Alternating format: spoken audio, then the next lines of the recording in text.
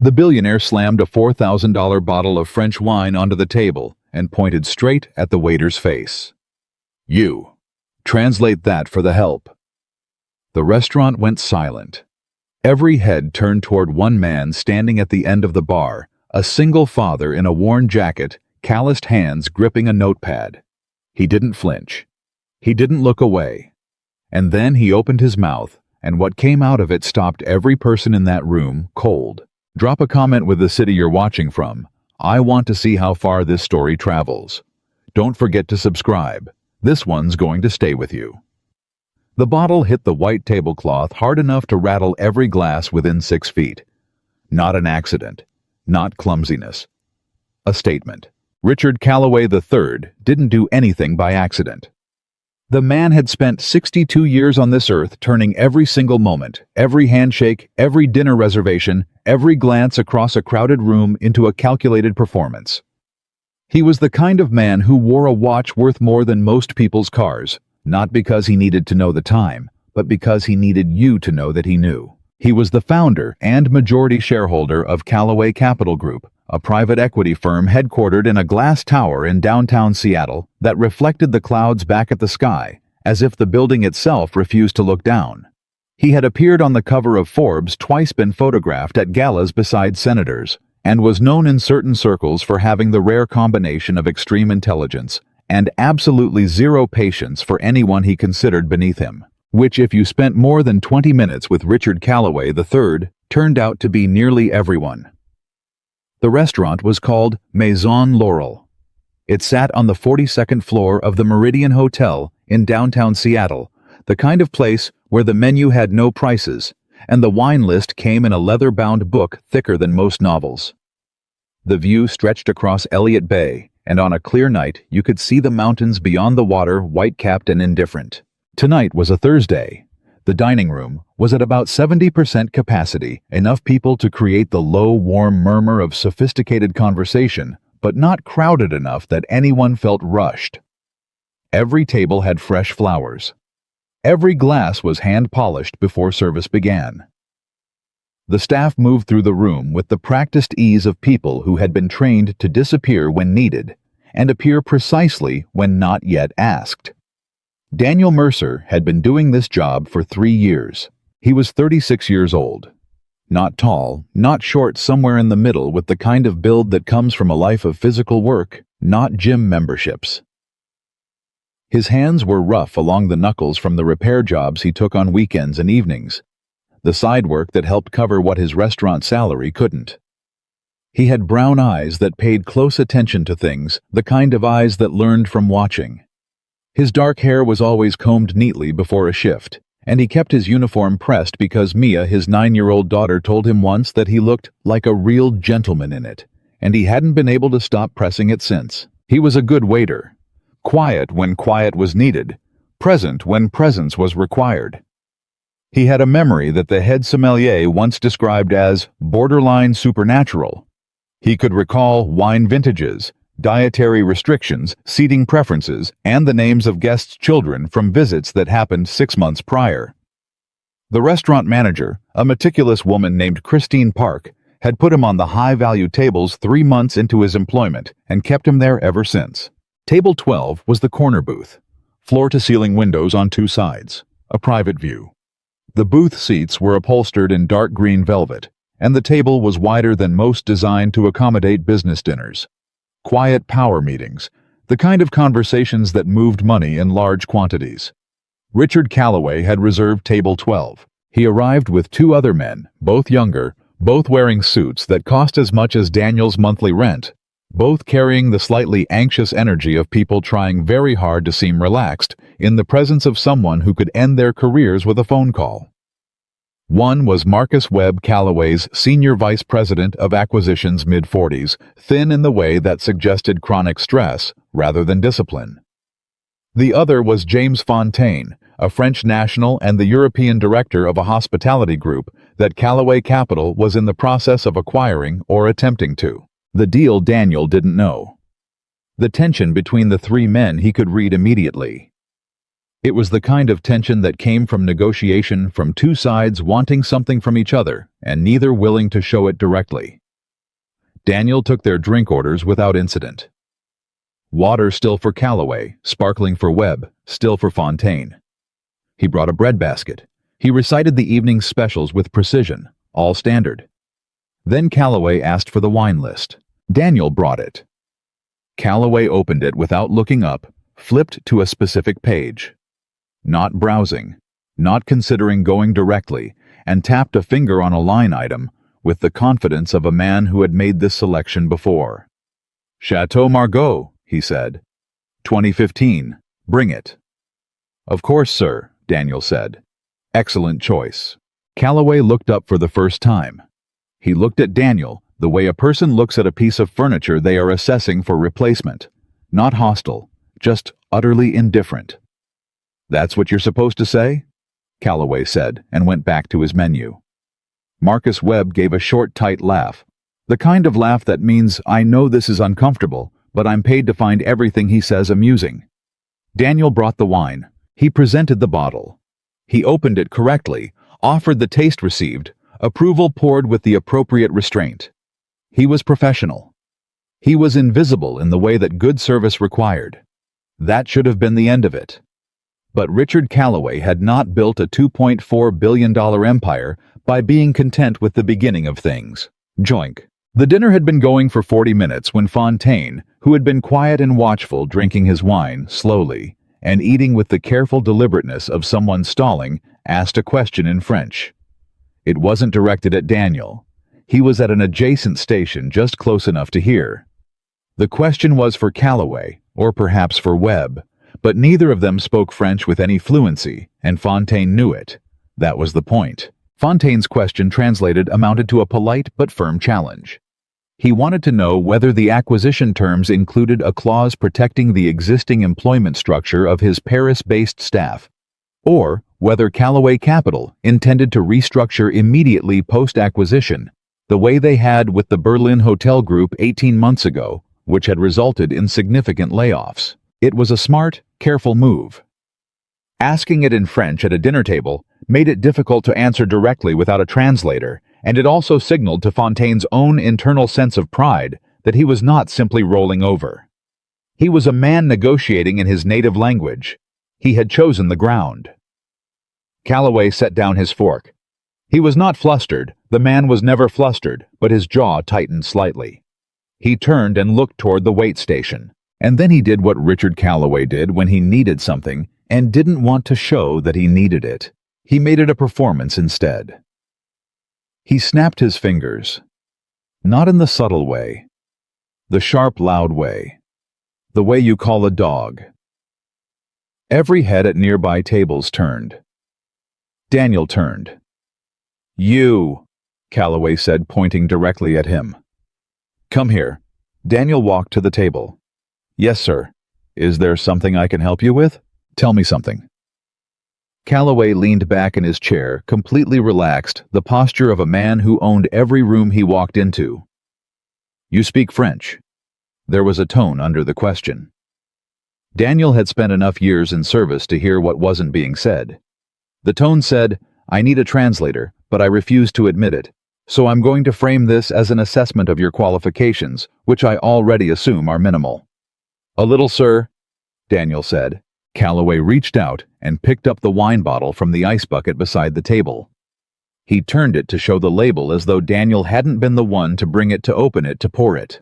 "Tell our French friend here," Calloway said with the particular slow deliberateness of someone performing for an audience they've decided to create, "that I paid $4,000 for this bottle, and that if he doesn't stop stalling and give me a straight answer by the time we finish it, I'm going to withdraw my offer, and he can explain to his board why he lost a $200 million acquisition over a labor clause."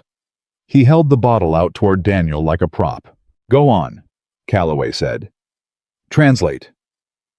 Webb shifted in his seat. Fontaine watched. The couple at the nearest table had gone quiet. Daniel looked at the bottle. He looked at Calloway. And in the space of 2 or 3 seconds, a span of time that felt much longer from the inside, something happened in Daniel Mercer's expression that people standing nearby would later struggle to describe accurately. It wasn't anger. It wasn't embarrassment. It was something more composed than either.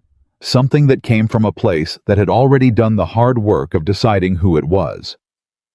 Daniel set his tray on the nearby stand. He turned to James Fontaine, and he spoke. In French.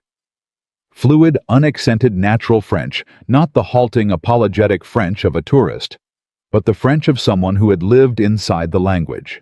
Monsieur Fontaine, je suis désolé pour la façon dont ceci vous est présenté. Ce que Monsieur Calloway souhaite vous communiquer, c'est que sa proposition reste conditionnelle à votre accord avant la fin de ce dîner. Il est également bien qu'il ne le formulerait pas ainsi préoccupé par le précédent de Berlin, et espère que vous comprendrez que sa position sur les structures d'emploi est négociable dans un cadre raisonnable. Fontaine blinked. Then he straightened. Something shifted in his face, the careful blankness of a man in negotiation, giving way to something that might, under different lighting, have been called relief. He responded in French. You speak very well. Thank you for the interpretation. Calloway had gone very still. What did you say to him? He asked Daniel. The performance was gone. The question was direct. I translated your message, sir, Daniel said, with a small adjustment in framing. What adjustment? I removed the threat and kept the offer. The silence that followed was the kind that fills a room without anyone saying anything to fill it. Webb had stopped pretending to look at his menu. Fontaine was watching Daniel with open interest now. Calloway stared at him. Where did you learn French? He said.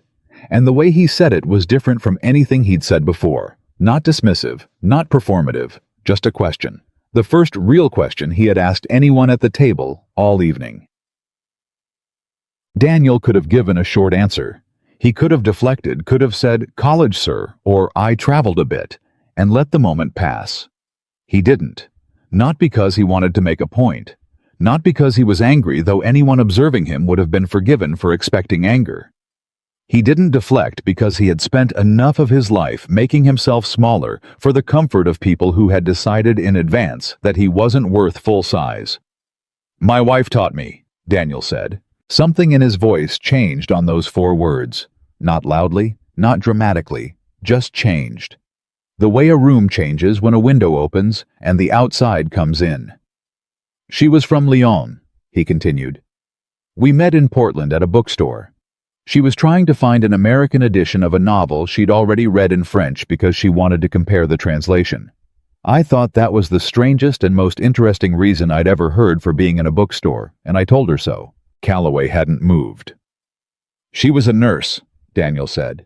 Pediatric oncology. She worked with sick children, and she was one of those people who had the ability to walk into a room where the worst possible thing was happening and somehow make it slightly less terrible. I don't know how people are built that way, but she was. The dining room around them had taken on a particular quality of quiet. The couple at the nearest table had stopped pretending to look at their food. She died 4 years ago, Daniel said. Ovarian cancer, diagnosed in April, gone by November. We had 7 months. He paused, not for effect, because that's where the breath went. She made me learn French because she said she wanted us to be able to fight in 2 languages. He said. She said if we could argue in French, we'd understand each other better in English. The corner of his mouth moved. She was right about most things. Fontaine, without any attempt to hide it, had set down his wine glass. Calloway was looking at Daniel with an expression that was not identifiable as any of the expressions Daniel had seen from him so far that evening. I also speak German, Daniel said. My grandmother was from Stuttgart. She lived with us until I was 14, and she refused to speak English at home, which I resented at the time, and am deeply grateful for now. He looked at Webb, who appeared to have forgotten entirely that he was at a business dinner. Spanish I learned during a construction job in Phoenix 3 summers in a row, working with a crew from Sonora. They were patient with me, and also very funny about how badly I pronounced things at first.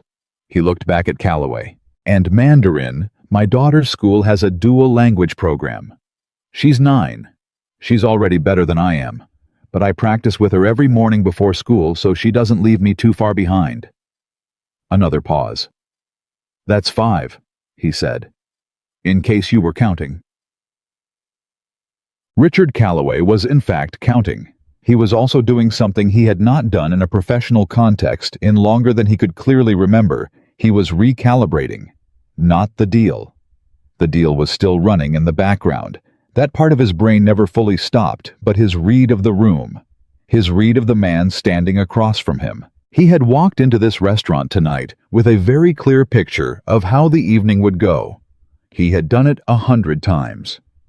You controlled the space by controlling the tempo. You picked the wine, you set the terms, you made clear, through every small gesture and every deliberate silence, that you were the axis around which the conversation rotated. He had looked at Daniel Mercer and seen a waiter, which was what Daniel Mercer was. But it was not apparently all that Daniel Mercer was. And Richard Calloway, whatever else could be said about him, and there was much, was not stupid. He had built what he had built partly by being willing to update his assessments when new information arrived. The men who didn't do that tended in his experience to eventually be destroyed by their own certainty. He picked up his wine glass. He held it for a moment without drinking.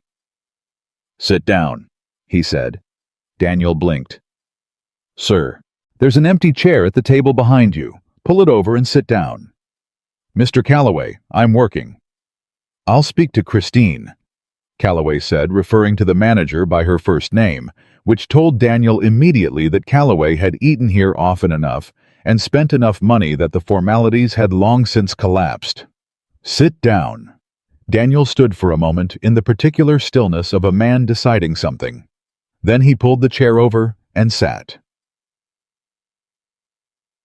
The next 20 minutes were unlike anything that had happened at Table 12, or from what the nearby tables could piece together in the retelling afterward, anything that had happened in the restaurant in recent memory.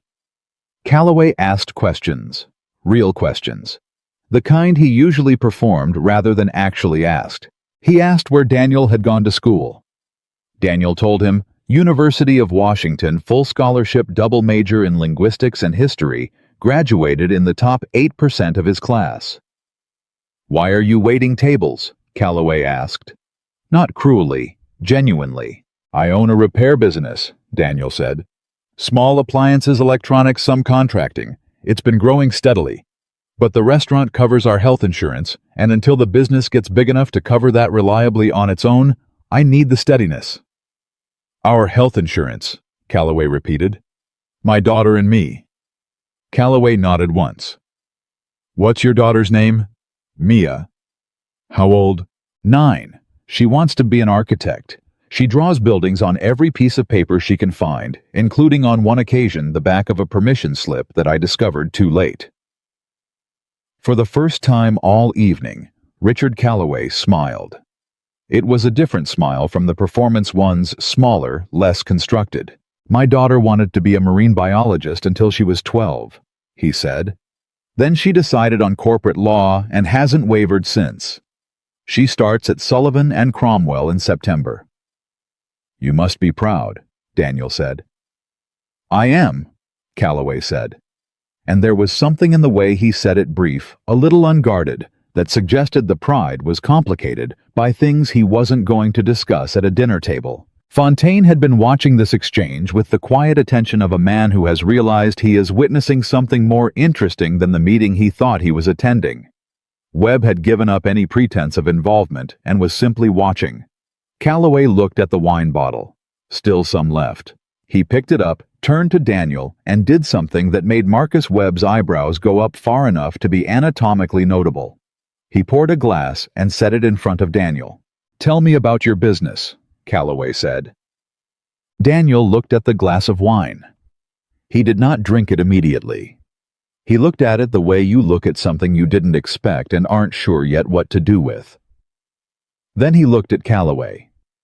"Why?" he asked. And Calloway, who was not used to being asked why, almost laughed. "Because," he said, "I just had 20 people in my building this week tell me about their businesses, and every one of them said exactly what they thought I wanted to hear. You haven't said a single thing I expected." Daniel picked up the glass. He turned it slightly in the light. not performing just a habit the way his wife had taught him to observe wine before drinking it. Mercer Repair, he said. I started it 2 years after Elena died because I needed something to do with my hands that wasn't grief. I grew up watching my father fix things. He was an engineer who spent his weekends taking broken things apart and putting them back together, and somewhere along the way, I absorbed that. When everything in my life felt like it was past the point of repair, the only thing that made sense was to repair something I could actually fix. He took a sip of the wine. I started with small appliances, toasters, radios, coffee machines. People in the neighborhood brought things. Word spread. I started doing electronics, televisions, speakers, vintage audio equipment. Then I added light contracting electrical, some plumbing, nothing that requires a full contractor's license, though I'm working on that. Revenue? Calloway asked. Last year, $212,000. This year is tracking toward $280,000. I have 3 part-time employees, and I'm in the process of hiring a 4th. Calloway absorbed this. You're managing that and this. I work the restaurant Thursday through Saturday. The shop is Tuesday, Wednesday, and by appointment on weekends. Mia is with my neighbor on restaurant nights. That's not sustainable. No, Daniel agreed. I'm aware. That's why I'm hiring. There was something in that exchange, the directness of it, the absence of defensiveness, that seemed to recalibrate the room again. Fontaine leaned forward. Monsieur Mercer, he said, in careful but confident English. May I ask, when you translated for us earlier, you changed the message, not just the framing. You removed the threat entirely and replaced it with an acknowledgement of the concern. Yes, Daniel said. Why? Daniel was quiet for a moment. Because the threat wasn't going to work, he said. Mr. Calloway is skilled at leverage, but threats at a dinner table with wine. This could put people in a corner they feel they have to fight their way out of. You weren't stalling because you wanted to hold up the deal. You were stalling because no one had acknowledged that what happened in Berlin was a legitimate concern. Fontaine nodded slowly. And what do you know about Berlin? Calloway asked, his voice neutral, in the way that meant he was paying maximum attention. I know that when Calloway Capital acquired the Richter Group 18 months ago, 43% of the existing staff was restructured out within 60 days. I know because I read about it in the journal, and because one of the Richter Group's former employees now lives 2 streets over from me and told me about it at a school event last spring. He paused. She's a good person. She had a hard year. The table was very quiet. You read the journal, Calloway said. Every morning, before Mia wakes up, I read the journal The Times and one French newspaper because otherwise I start losing vocabulary. Marcus Webb made a sound that was somewhere between a cough and a laugh and quickly converted it into a sip of water. Calloway looked at Daniel for a long moment. Then he turned to Fontaine. The Employment Protection Clause, he said. 2 years. Standard not enhanced. I'm not running a charity, but 2 years with a clear transition process and 30 days written notice per affected position. Fontaine looked at him. That is, Fontaine said carefully, a significant movement from your morning position.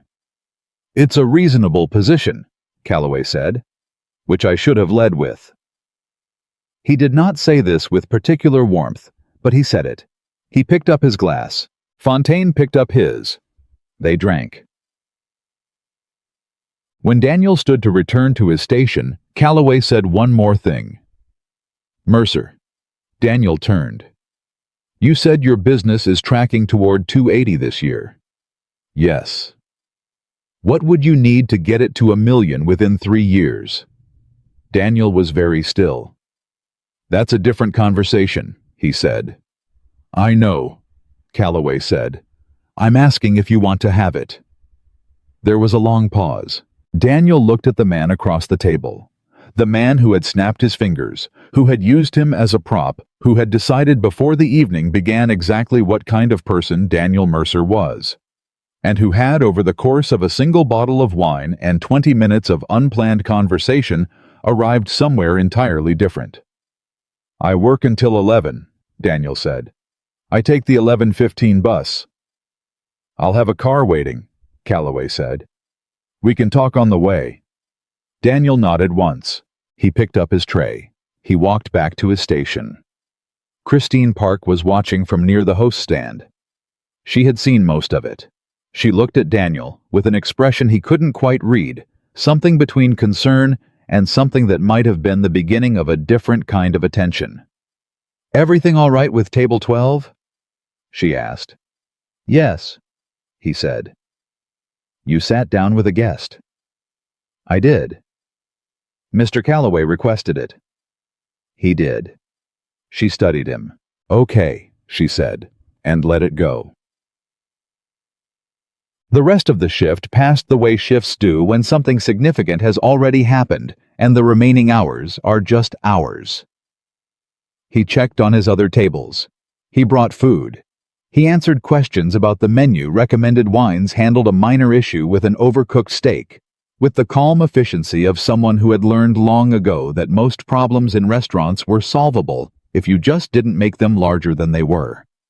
At 9:40, he stepped outside for his break. The air outside the Meridian was cool and wet, the way Seattle air was in spring, with the particular smell of rain that had fallen 2 hours earlier and was still present in the concrete.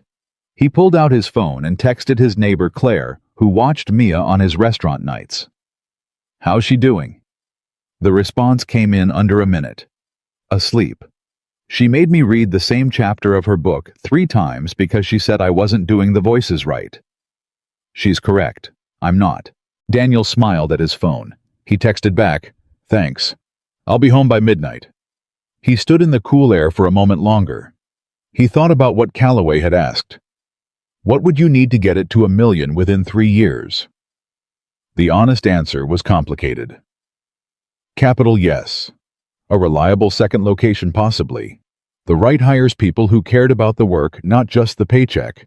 Time, which was the thing he was always running out of. But underneath all of that was a different question, the one he hadn't been asked, but that the evening had put in front of him anyway. What did he actually want? Not for the business. Not for the income. Not for the practical scaffolding of surviving. What did he want? He thought about Elena. He thought about the way she used to ask him that question directly, without apology, as if she found it genuinely strange that he couldn't answer something so obvious. "What do you want, Daniel? I want you to be okay," he would say. That's not an answer she would say. "What do you want for yourself?" He'd never been very good at that answer. He went back inside. At 11 o'clock, he turned in his apron and signed out. He walked through the Meridian lobby toward the exit and stopped when he saw Richard Calloway standing near the entrance, not waiting. The way most people waited. Shifting weight, checking a phone, but simply standing perfectly still, as if he had arrived exactly when he meant to and would not move until the precise correct moment.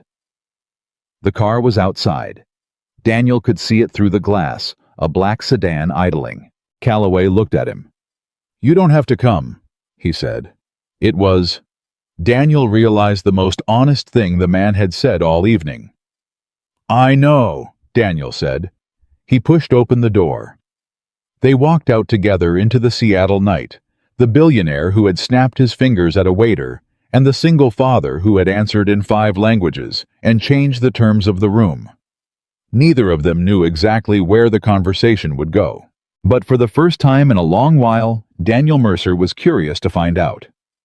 And that is how a night that began with a $4,000 bottle of wine and a snap of a man's fingers became something none of them expected. Not Calloway, not Fontaine, not Webb, and certainly not the single father who had spent 3 years making himself invisible at table 12. But what happened in the car that night? What Calloway offered? What Daniel almost said yes to? And the phone call that interrupted everything and changed the direction of both their lives. That is another story entirely. The car was warm and quiet, the kind of quiet that costs money. The sound insulation alone in a vehicle like this probably ran more than Daniel made in a month. He sat in the back seat with his jacket still on his hands in his lap and watched the lights of downtown Seattle move past the window without really seeing them. Richard Calloway sat on the other side of the seat, Not close, not distant. He had his phone in his hand, but he wasn't looking at it. He was looking at Daniel. "You're wondering what this is," Calloway said. "I'm wondering a few things," Daniel said. "Ask." Daniel turned from the window. "Why me specifically? You've had hundreds of meetings with people who want something from you. You've had people pitch you in elevators at charity dinners on golf courses. What made tonight different?" Calloway was quiet for a moment. Not the silence of someone avoiding the question, the silence of someone deciding how much truth to use. "Most people who want something from me come prepared," he said. "They've researched me, rehearsed what they're going to say, decided in advance which version of themselves to present. There's a word for it, positioning. Everyone positions. And I didn't. You didn't even know you were in the room," Calloway said. "You were just there, being what you are. And what you did at that table, the translation, the adjustment, the way you read Fontaine before I did that, wasn't positioning. That was just you thinking clearly under pressure." Daniel considered this. "You snapped your fingers at me." "I know. Like I was a dog." "I know that too." There was no apology in Calloway's voice. But there was something else, a flatness, an absence of the performance that had been present all evening. He wasn't defending the gesture. He was just acknowledging it the way you acknowledge weather. "Does that bother you?" Calloway asked. "It did," Daniel said. "For about 30 seconds. Then I decided it was more useful to be interested in what came next." Calloway looked at him. "That," he said quietly, "is exactly what I'm talking about." The car moved through a light. Daniel could feel the city outside, the wet streets, the late-night energy of a Thursday in Seattle, people leaving bars and restaurants, the ordinary machinery of other people's evenings, continuing without any awareness of this particular conversation happening inside this particular car. "Tell me what you actually need," Calloway said. "Not what you think I want to hear. Not a pitch. What does Mercer Repair actually need to grow?" Daniel had been turning this over since the moment Calloway asked it at the table. He had spent the last 2 hours of his shift mentally cataloging the answer, the way he mentally cataloged everything carefully without rushing. "2 things," he said. "Capital for a second location and a reliable supply chain for parts. Right now I source individually, which means my margins are inconsistent and my turnaround time on specialty items is unpredictable. If I could negotiate volume agreements with 2 or 3 suppliers, my cost basis drops significantly, and I can give clients accurate timelines instead of estimates." "How much capital for the second location?" "Done right, $220 to $250 to build out the space and cover operating costs for 6 months while it ramps. Done cheaply, $160, but then I'm compromising on equipment and I lose the quality control that makes the first location work." "You've modeled this." "I have a spreadsheet," Daniel said. "It's not a Goldman Sachs deck, but the numbers are real." Calloway almost smiled. "What's your current margin?" "Net 31%. Calloway raised an eyebrow. For a small repair operation with inconsistent supply chains, that was not an insignificant number. "How?"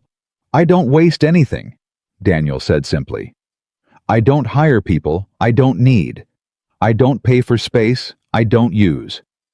And I've gotten very good at knowing which jobs are worth taking and which ones are going to cost me more than they earn." "What kind of jobs do you turn down?" "Jobs where the client doesn't respect the work. People who think repair is cheaper than replacement and then complain when it takes time." He paused. "I've learned that a customer who doesn't value what you do will find a way to make even a successful job feel like a failure. So I don't take them." Calloway sat with that for a moment. "You could scale faster if you lowered your standards," he said. "Not a suggestion, a test. I could scale faster and build something I don't want to own," Daniel said. "I've watched businesses do that. They get big and hollow at the same time. I'd rather grow slower and keep it real." The car stopped at a light. Somewhere outside, a group of people spilled out of a bar, laughing loud enough to be audible even through the insulation. For just a second, the outside world pushed in, and then the light changed, and it was gone. I'm going to ask you something personal, Calloway said. You've been asking me personal things for the last hour. This is more personal. Daniel waited. The business, Calloway said. The restaurant shifts. The spreadsheets at 5 in the morning before your daughter wakes up. Is this what you want? Or is this what grief looks like when it finds a direction? The question landed somewhere Daniel hadn't expected. He was quiet for a long moment, long enough that the car made 2 turns before he answered. Both, he said finally. It started as the second thing. I needed to work because if I stopped working, I had to sit inside what had happened, and I wasn't ready for that. But somewhere in the middle of the second year, it turned into something else. I started caring about it for itself, about the craft of it, about the people who brought things in. There's a woman who brings me her mother's sewing machine every 6 months for maintenance. The machine is from 1961. It's in better shape than most things made last year because she cares for it. She talks to me about her mother while I work on it. He paused. That's not grief. That's something I want to be part of. Calloway didn't respond immediately. He looked out his own window. My wife left me 11 years ago, he said. It came out with no setup, no context the way things come out when someone has been carrying them a long time, and the weight becomes briefly shareable. Not because I was unkind, because I was absent, physically present and completely absent, and she eventually ran out of patience for the distinction. Daniel said nothing. He understood that the correct response was silence. My daughter grew up mostly with her mother, Calloway continued. I sent money and I came to important things, and I told myself that was enough because the work was important. The work was always important. He stopped. She's 26 now. She's brilliant. She's going to be extraordinary at whatever she does.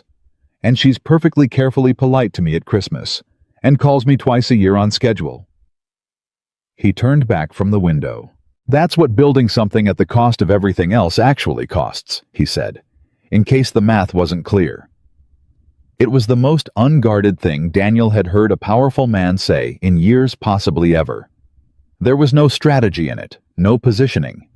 It was just a man in a car at 11:30 at night telling the truth to a stranger because something about the stranger had made truth feel like the available option.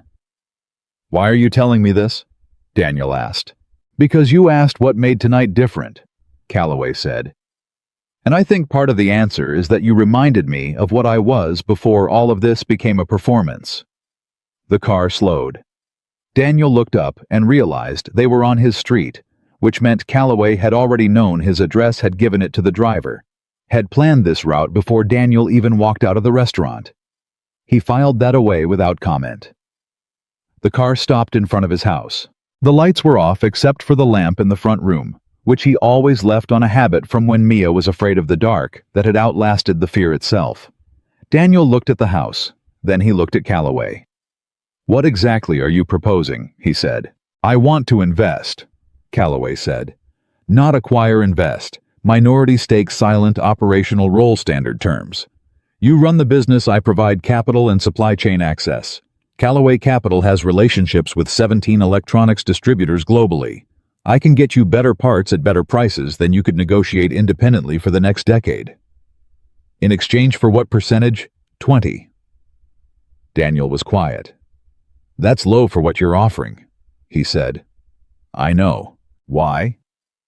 Calloway looked at him steadily.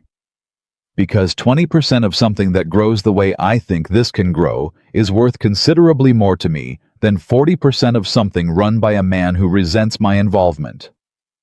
It was, Daniel had to admit, a logical answer.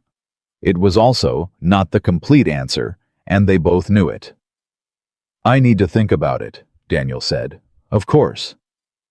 And I need to show you the actual numbers, not summarized, the real spreadsheet. Send it to me. Marcus will give you my contact. Daniel nodded. He put his hand on the door handle, then he stopped. Mr. Calloway. Richard? Richard. He paused, and in the pause, something shifted in the quality of what he was about to say. When you snapped your fingers at me tonight, I want you to know that the reason I didn't react wasn't because it didn't land. It was because I've learned that the most important thing in a room is rarely the loudest thing. Calloway was very still. My wife taught me that too, Daniel said. He got out of the car. He walked up the path to his front door without looking back. Behind him, he heard the car stay for a moment, idling, not leaving, and then pull away. He unlocked the door. Inside the house was the specific quiet of a child asleep.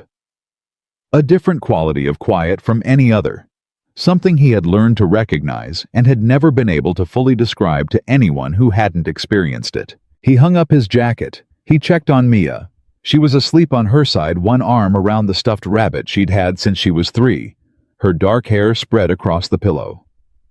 On her desk beside the bed, there was a drawing, a building tall and angular with careful little windows drawn in pencil, and what appeared to be a rooftop garden, rendered with the determined optimism of a 9-year-old architect.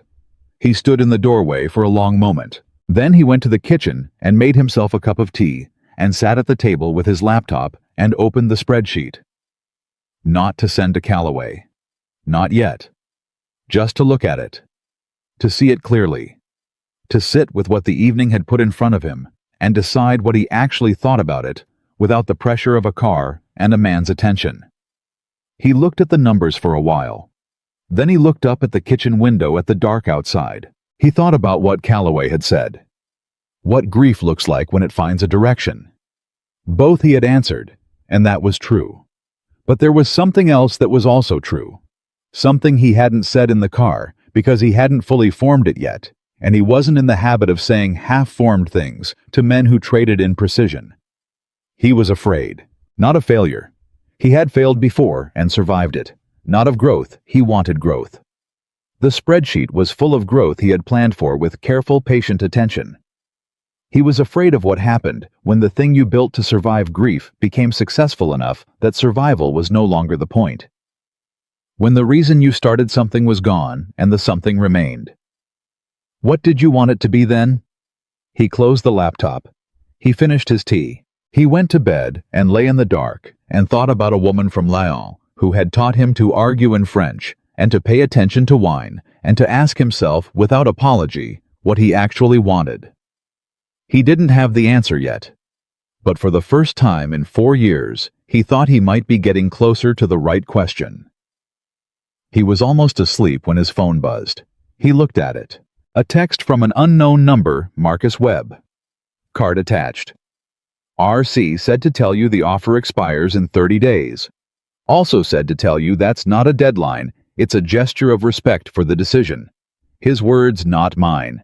For what it's worth, I've worked for him for 9 years, and I have never seen him pour wine for a waiter before tonight. Daniel read the text twice. He set the phone face down on the nightstand. He lay in the dark. He thought Elena would have had an opinion about this. She would have had a very specific, very clear opinion delivered with the precise combination of warmth and directness that had been among many things the thing he missed most about being known by someone who knew him all the way through. He tried to hear her voice. Sometimes he could. The French came back most clearly, the sound of her accent on certain words, the rhythm of her sentences when she was making a point she found obvious and couldn't believe he was still debating. What would she say? He thought he knew. She would say, stop asking what Elena would think and figure out what Daniel thinks. He almost laughed in the dark. Right about most things he had told Calloway. That part was an understatement. He was almost asleep for the second time when he heard something that pulled him back. Not loud, just present. A sound from next door. He lay still, listening. It came again. Not a scream. Not like the last time. Something quieter. A sound he couldn't immediately place coming through the shared wall between his house and the house next door.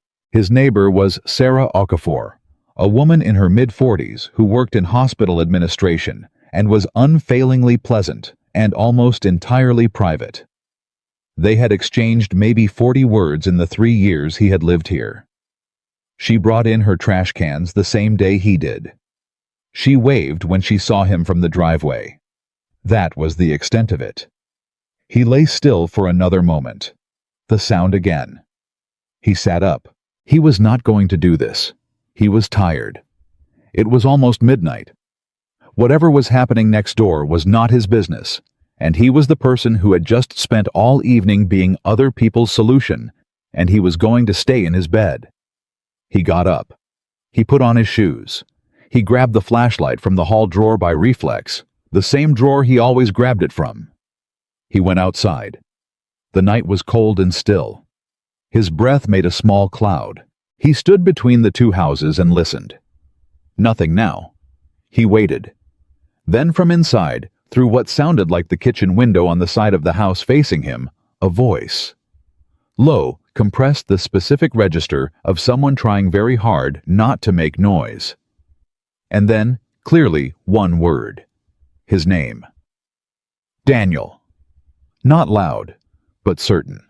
The way you say a name when it's the only word you have left. He went to the front door and knocked. A long pause, then footsteps. Then the door opened. Sarah Okafor stood in the doorway. She was still in her work clothes, which meant she had been home a short time, or hadn't changed at all. Her face was composed in the careful way that people compose themselves when they are using every available unit of energy to hold something together. Her eyes were red. "I'm sorry," she said immediately. "I didn't mean for you to hear." "What happened?" Daniel said. She pressed her lips together. The careful composure cracked very slightly at the edges. "Come in," she said. He came in. The house was the standard layout of their row, the same floor plan as his, but mirrored so everything was backward in the disorienting way of mirror image spaces. The front room had boxes, but not moving boxes, more like the boxes of someone who had recently received things or recently been through things. Papers on the table. A laptop open to what looked like a hospital employee portal. "I was let go today," Sarah said. She said it the way people say things when they have already said them so many times in their head that the words have worn smooth. After 11 years. Budget restructuring. They're outsourcing the department. "I'm sorry," Daniel said. "It's fine," she said, in the tone of voice that means it is not currently fine, but the person has decided that is the frame they are committing to. "It's not fine," he said. "Not at 11 years. She looked at him. Something in her face shifted at the refusal to accept the frame. "No," she said quietly. "It isn't." She sat down. He sat down across from her. On the table between them was a cup of tea that had gone cold, a stack of papers that appeared to be financial documents, and a photograph. A woman who was clearly Sarah, 20 years younger, standing with a man Daniel didn't recognize somewhere outdoor and bright. "My ex-husband," Sarah said, following his gaze without his asking. "He passed away 3 years ago. We were separated, but still. He was my daughter's father." "Where is your daughter?" "College, Oregon."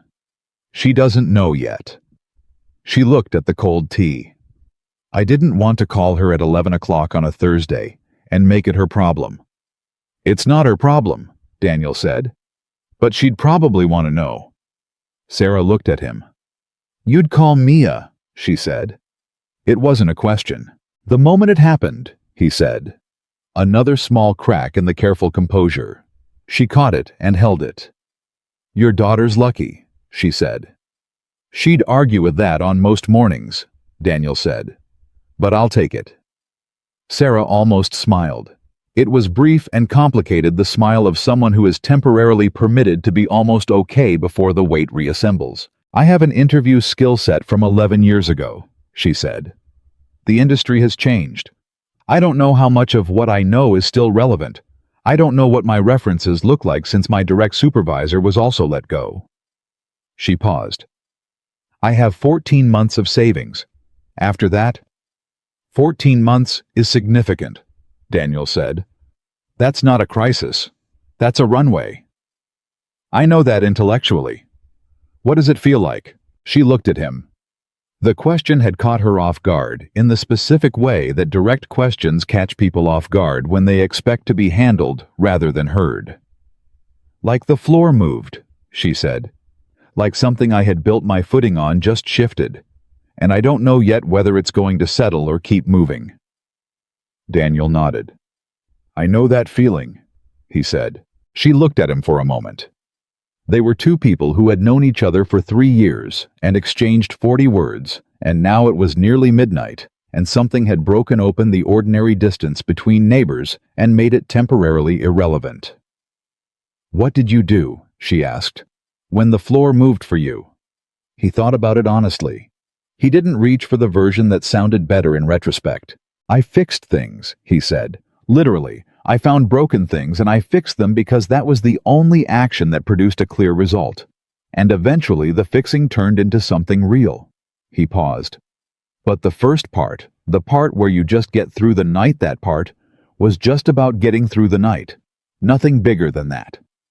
Sarah was quiet. "I made tea," she said. "Obviously cold tea, but I made it." "That counts," he said. She looked at the photograph again, then at the papers, then at him. "I'm sorry for saying your name," she said. "I didn't think anyone would hear. I was just saying it, like it was something to hold on to." Daniel felt something move in his chest, not dramatically, quietly, the way things move when they are true.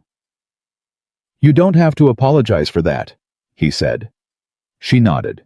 He stayed for another half hour. He reheated the tea. He looked at her resume because she asked, and because he was genuinely useful at seeing structure, and told her 3 things that were strong and 2 things he would change. She made notes. She was sharp even at midnight on a bad day, the kind of sharp that doesn't go away when circumstances change. When he left, she walked him to the door. "Daniel," she said. He turned. "Thank you," she said. "For—" She stopped, tried again. "For not pretending it was fine when I said it was fine." He nodded. He walked back to his house. He locked the door behind him. He stood in the hallway for a moment in the dark and thought about 2 different things happening inside the same night: a man in a car offering him something that could change his future, and a woman through a wall who had just needed someone to hear her name. He thought about how much of life happened in the space between the large moments and the small ones.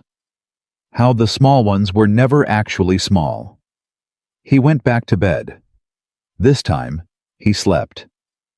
In the morning, Mia was up before him, which happened sometimes when she had an idea she needed to work on before it slipped away. He found her at the kitchen table with graph paper and a ruler drawing a building with the precise seriousness of a professional who happened to be 9 years old. "What is it?" he asked. "A community repair center," she said without looking up. "Like your shop, but bigger, with a part on top where people can learn to fix things themselves, and a little library." He looked at the drawing. It was remarkably good. The proportions were considered. She had drawn small figures around the entrance to give scale. "When did you come up with this?" he said. "Last night." She looked up. "I dreamed it. I woke up and drew it so I wouldn't forget." He looked at his daughter, at the drawing, at the small figures she had drawn outside the building she had dreamed into existence. He thought about Calloway's question. What would you need to get it to 1 million within 3 years? He thought about his answer. He thought about the spreadsheet, the supply chains, the second location, the numbers he had been building toward. He looked at the drawing again. A community repair center, with a part where people can learn to fix things themselves, and a little library. He sat down across from her at the table. "Can I look at it?" he said. She slid it across to him carefully, the way she always handled things she had made. He looked at it for a long time. "This is really good, Mia," he said. She went back to drawing. "I know," she said, with the calm confidence of someone who has not yet learned to doubt what she makes. He looked at the building she had drawn. He looked at the small figures she had placed around the entrance. And then he looked at the rooftop where she had drawn in careful pencil lines what appeared to be a garden. He picked up his phone from the counter. He found Marcus Webb's text from the night before. He typed, "Tell Richard I'd like to meet again. I have some additional conditions I'd like to discuss." He set the phone down. He went to the stove and started making breakfast. Behind him, Mia hummed quietly over her drawing, adding detail, erasing a line, adding it again slightly differently. The morning light came through the window and fell across the graph paper and the ruler and the small, precise world she was building on the page. His phone buzzed. Marcus Webb. He says tomorrow. Noon. He'll come to you. Daniel read it once. He cracked an egg. He thought Richard Calloway was about to walk into a repair shop in a suburban neighborhood outside Seattle for a meeting with a former waiter, and he was going to do it at noon on a Friday, which meant he was rearranging his calendar, which meant last night had mattered to him in a way he wasn't going to say directly, but was demonstrating through logistics. People showed you who they were in the arrangements they made. He thought about that. He thought about Sarah next door, and her 14 months of runway, and her resume with the 2 things he would change. He thought about Mia's building on the graph paper. He thought there is something happening here that is larger than I can currently see the edges of. He didn't know yet what it was. But he was paying attention, and paying attention in Daniel Mercer's experience was the beginning of almost everything that mattered. The eggs were done. He plated them. He called Mia to the table. She came with her drawing, setting it carefully to the side where it wouldn't get food on it, and sat down, and immediately began eating with the focused efficiency of a child who has important work to return to. "Dad," she said between bites. "Yeah." "Do you think a building like that could actually work?" He looked at the drawing. "I think," he said, "that most things that actually work started as a drawing on graph paper." She considered this with the seriousness it deserved. "Okay," she said, and went back to eating. He poured his coffee. He sat down at the table with his daughter in the morning light in the house that was theirs, in the life they had built out of what remained after the worst year of his life. And for the first time in longer than he could remember, he felt something that was not quite hope. Hope was too soft a word, too provisional, but something closer to readiness. Like a door he had been standing next to for a long time had finally come slightly open. Like the light on the other side was real. Richard Calloway arrived at 11:58. Daniel knew this because he was watching the clock above the workbench when he heard the car pull up outside, and he made a specific note of it, not because he was tracking punctuality as a power move, but because, in his experience, the way a person arrived told you something true about them. 2 minutes early meant Calloway had planned for traffic and planned to be ready. It meant he took this seriously enough to not be late. That mattered. Daniel had spent the morning preparing the shop the way he prepared everything, not by making it look like something it wasn't, but by making it fully clearly what it was. The workbenches were clean. The tools were organized. The 3 jobs currently in progress were set to the side, with their intake forms clipped neatly to each one. The small whiteboard on the wall had the week's schedule written out in his handwriting. Nothing was hidden. Nothing was staged. Mia was at school.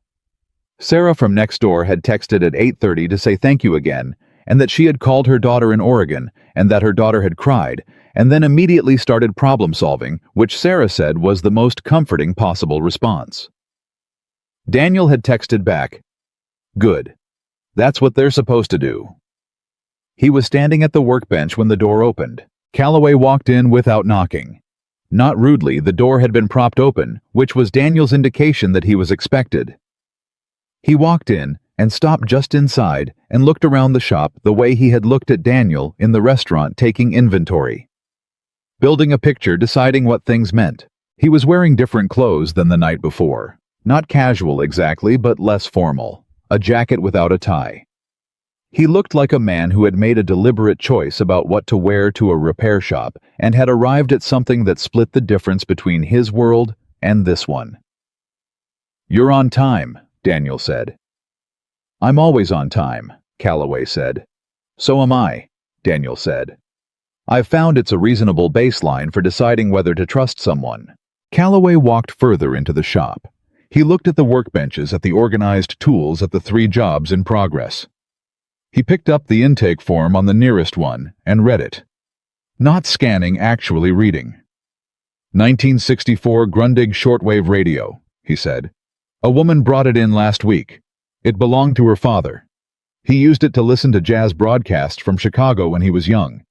She wants it working again." Calloway set the form down carefully exactly where it had been.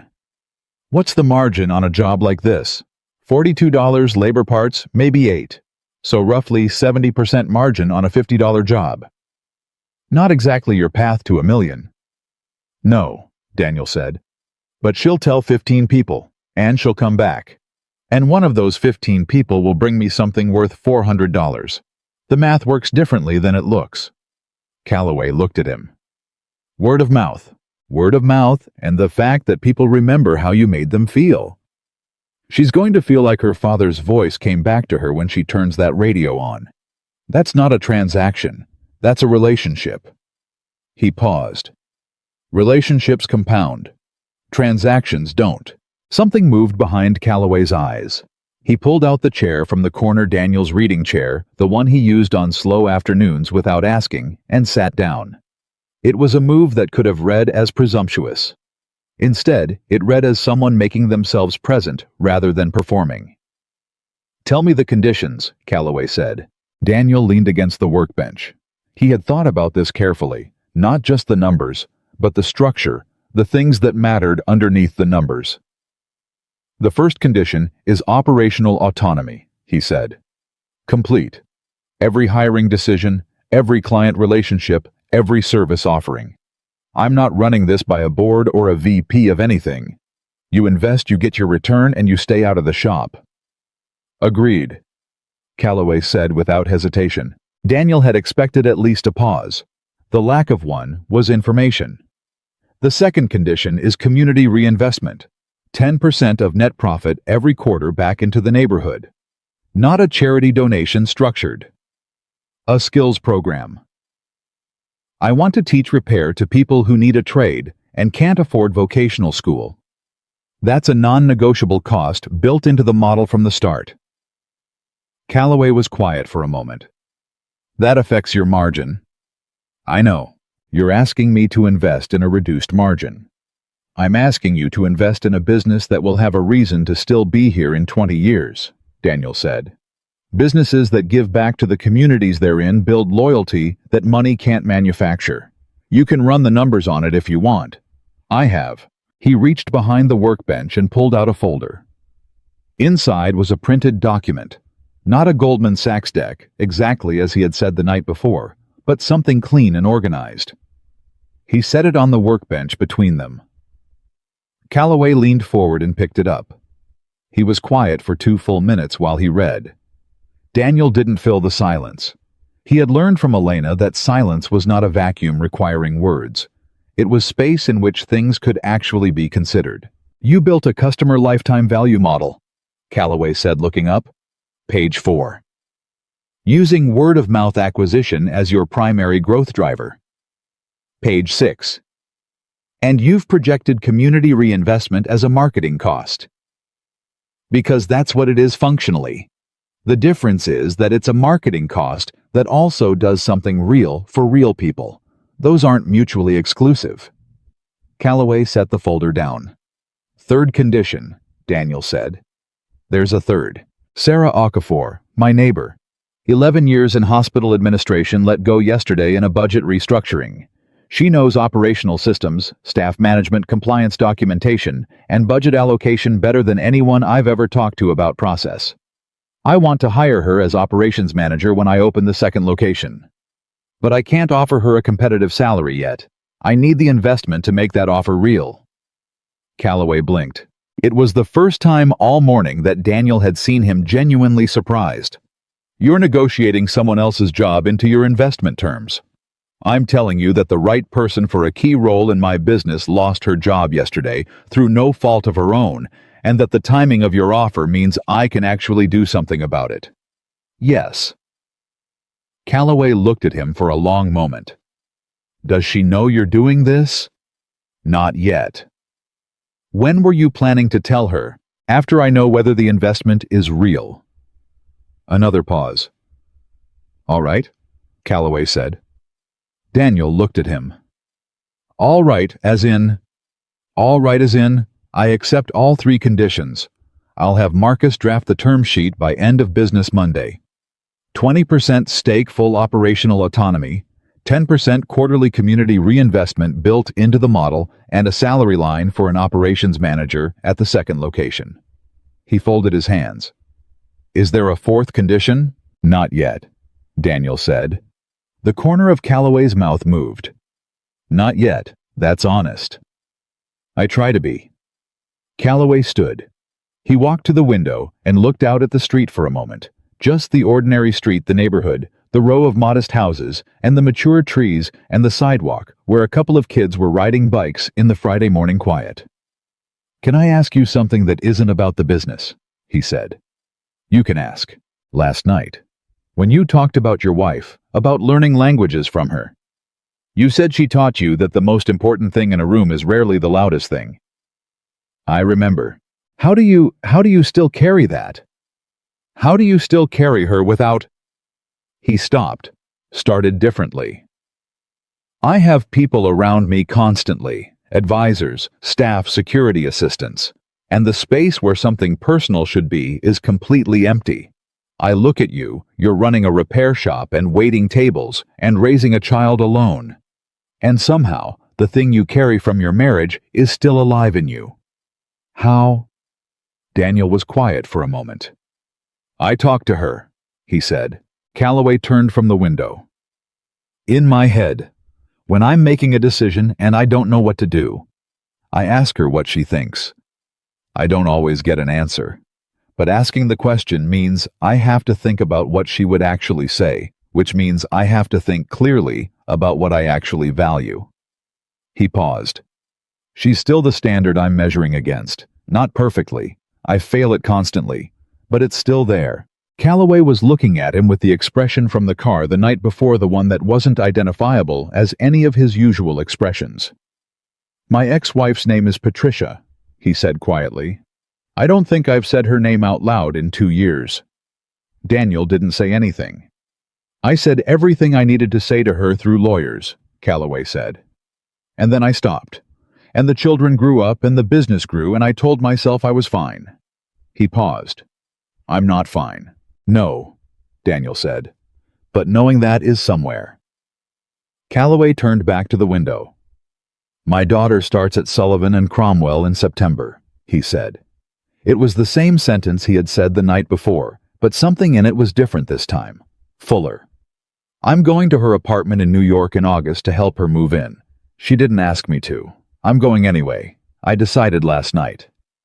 He said it like a man announcing a decision to himself as much as to anyone else. Good, Daniel said. Calloway nodded once, still looking out the window. Then, without turning around, the wine at the restaurant last night. The Margot. Yes. The waiter before you, the kid 20-something, he poured it wrong. Too fast, didn't check the temperature, didn't wait for it to breathe. You poured it correctly. I know, Daniel said. I noticed when I brought it over. Why didn't you correct it? Because it wasn't my job to correct it in front of the table. I opened a second decanting option when I brought it, set it nearby, let it breathe while you ate. By the time you'd had 2 glasses, you were drinking it at the right temperature anyway. A long silence.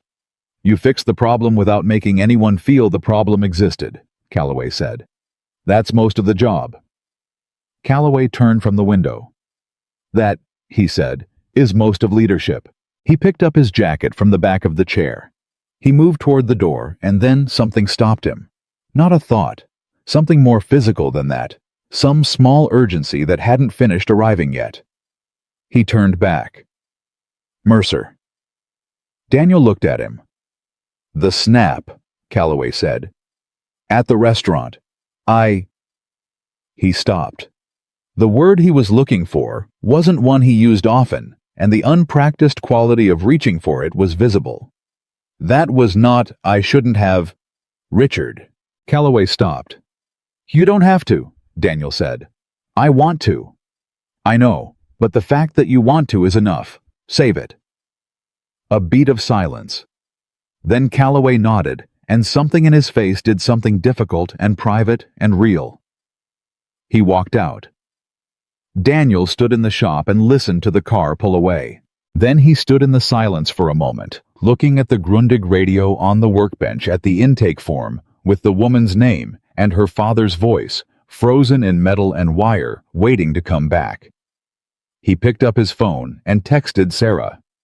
Are you home? The reply came in 40 seconds. Yes. Can I come over for a minute? Another pause.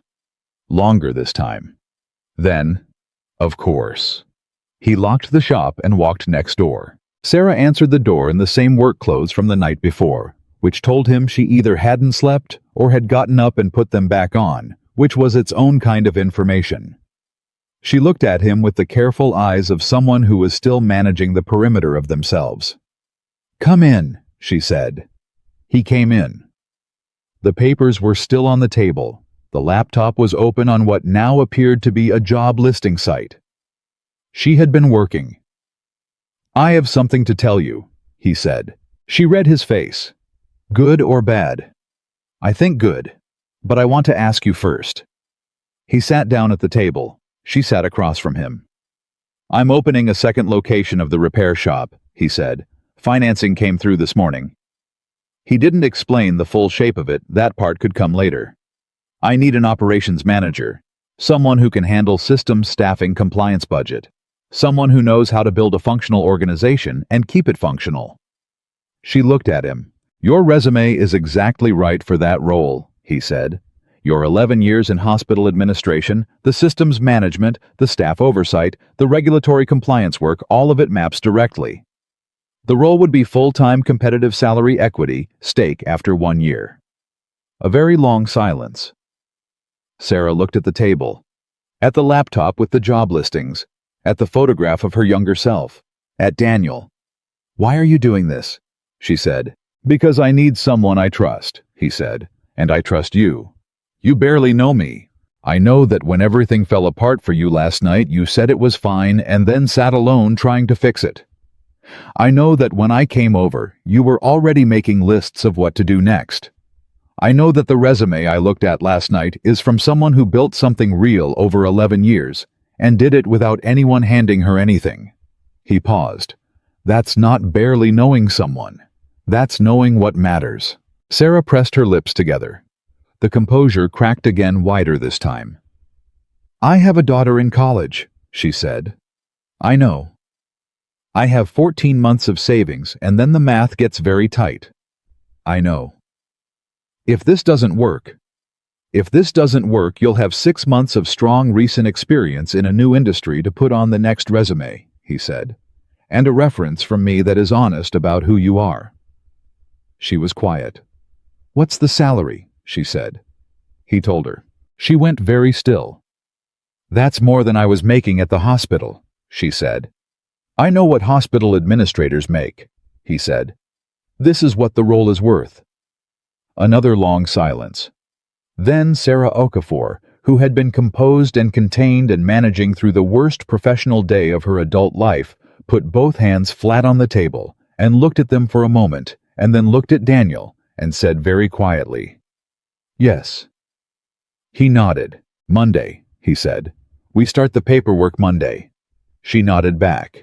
He stood. He was moving toward the door when she said his name. "Daniel." He turned. "Why did you come to my door last night? You were tired. You'd had a long evening. You didn't know me."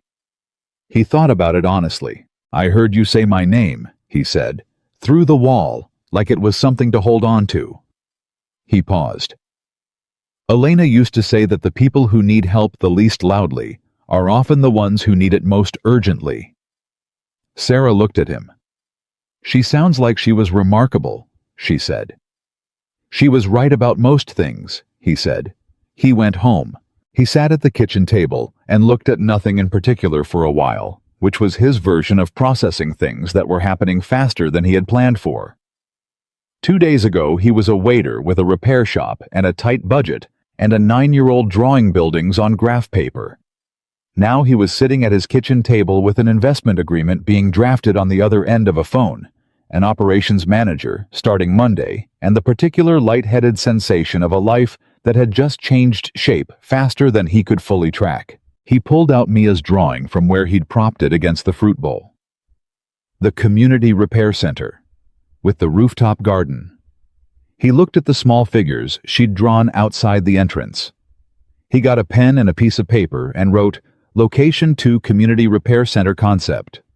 Skills Program. Small library. Rooftop element. He looked at what he'd written. He thought his 9-year-old daughter had dreamed his business plan. He was going to need to have a conversation with her about intellectual property. He almost laughed at himself. His phone rang. Unknown number, Seattle area code. He answered. Mr. Mercer. A woman's voice, professional, efficient, but with a warmth underneath it that was not entirely professional. My name is Diana Park. I'm a reporter with the Seattle Times. I'm doing a piece on workforce innovation and small business resilience in the greater Seattle area, and I got your name from a few different people actually, which is why I'm calling. Which people? Daniel said. A brief pause. James Fontaine for one. He's in town through this weekend, and apparently you made quite an impression at dinner last night. He said, she seemed to be reading from notes, and I'm quoting here, he was the only honest person in the room. Daniel was quiet. He gave me your name and number, she said. I hope that's all right. It's fine, Daniel said. What kind of piece is it? Human interest primarily, but with a real business angle. I'm looking at people who are building something meaningful in the current economic climate, people who are doing it differently from the standard playbook. Another pause. I also spoke briefly with Christine Park at Maison Laurel. She mentioned that you'd left the restaurant's employee effective last night and that the circumstances were her word extraordinary. Daniel processed this. He had not yet told Christine he was leaving, which meant Calloway had. When did you speak to Christine? He said. About an hour ago. Why? He thought about Richard Calloway making a phone call this morning. Moving pieces before Daniel was aware the board had shifted. Not maliciously practically, but still. No reason, he said. What are you looking for from me specifically? An interview. An hour, maybe 90 minutes. I'd like to see the shop hear the story, understand what you're building, and why. And I'd like to ask about last night if you're open to that. Daniel was quiet for a moment. His first instinct was no. He was a private person. He had spent 4 years making himself small and careful, and oriented entirely toward what was in front of him, not toward any kind of visibility. The idea of a newspaper article felt like someone turning a light toward a thing he had been protecting in the dark. His second thought was Elena's voice, clear as it ever was. You can't help people who don't know you exist. He thought about the skills program, about the community repair center on Mia's graph paper, about Sarah starting Monday, about the people who brought him things that mattered to them and trusted him to make them whole. Visibility wasn't about him. Next week, he said. Wednesday afternoon. Come to the shop. Perfect, Diana Park said, and the warmth in her voice moved up slightly from underneath the professional. Mr. Mercer, for what it's worth, everyone I've spoken to so far has used the word honest. I don't hear that word this many times in one morning. Tell them I said thank you, he said. He hung up. He sat with the phone in his hand and thought about how the shape of a single Thursday evening had continued to change things in every direction, still moving outward, like something dropped in water. He was not naive about what was happening.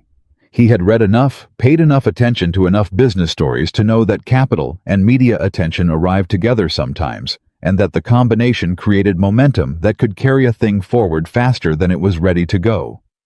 He had seen it happen to other people's businesses, the rapid expansion that outpaced the foundation, the story that was bigger than the reality it described. He was going to have to be careful. He was going to have to stay true to the thing actually was, even as it became something larger. He wrote that down too. Stay true to what it is, not what it looks like from the outside. He pinned both pieces of paper to the corkboard above his desk, next to Mia's drawing, which he had also pinned there, because it was the clearest version of the vision he had seen. He looked at the three things together, his daughter's dream of a building, his note about staying true, and the drawing of small figures outside the entrance, rendered in pencil by a 9-year-old who had not yet learned to doubt what she made. His phone buzzed again. Marcus Webb term sheet is done early. Richard said to send it tonight. Attaching now. He also said, and again, his words not mine, that you should read page 7 specifically before anything else. Daniel opened the attachment. He read to page 7. He stopped. Page 7 was not a standard term sheet clause. It was a separate section clearly written by Callaway himself rather than drafted by legal. The language was different, less formal, more direct.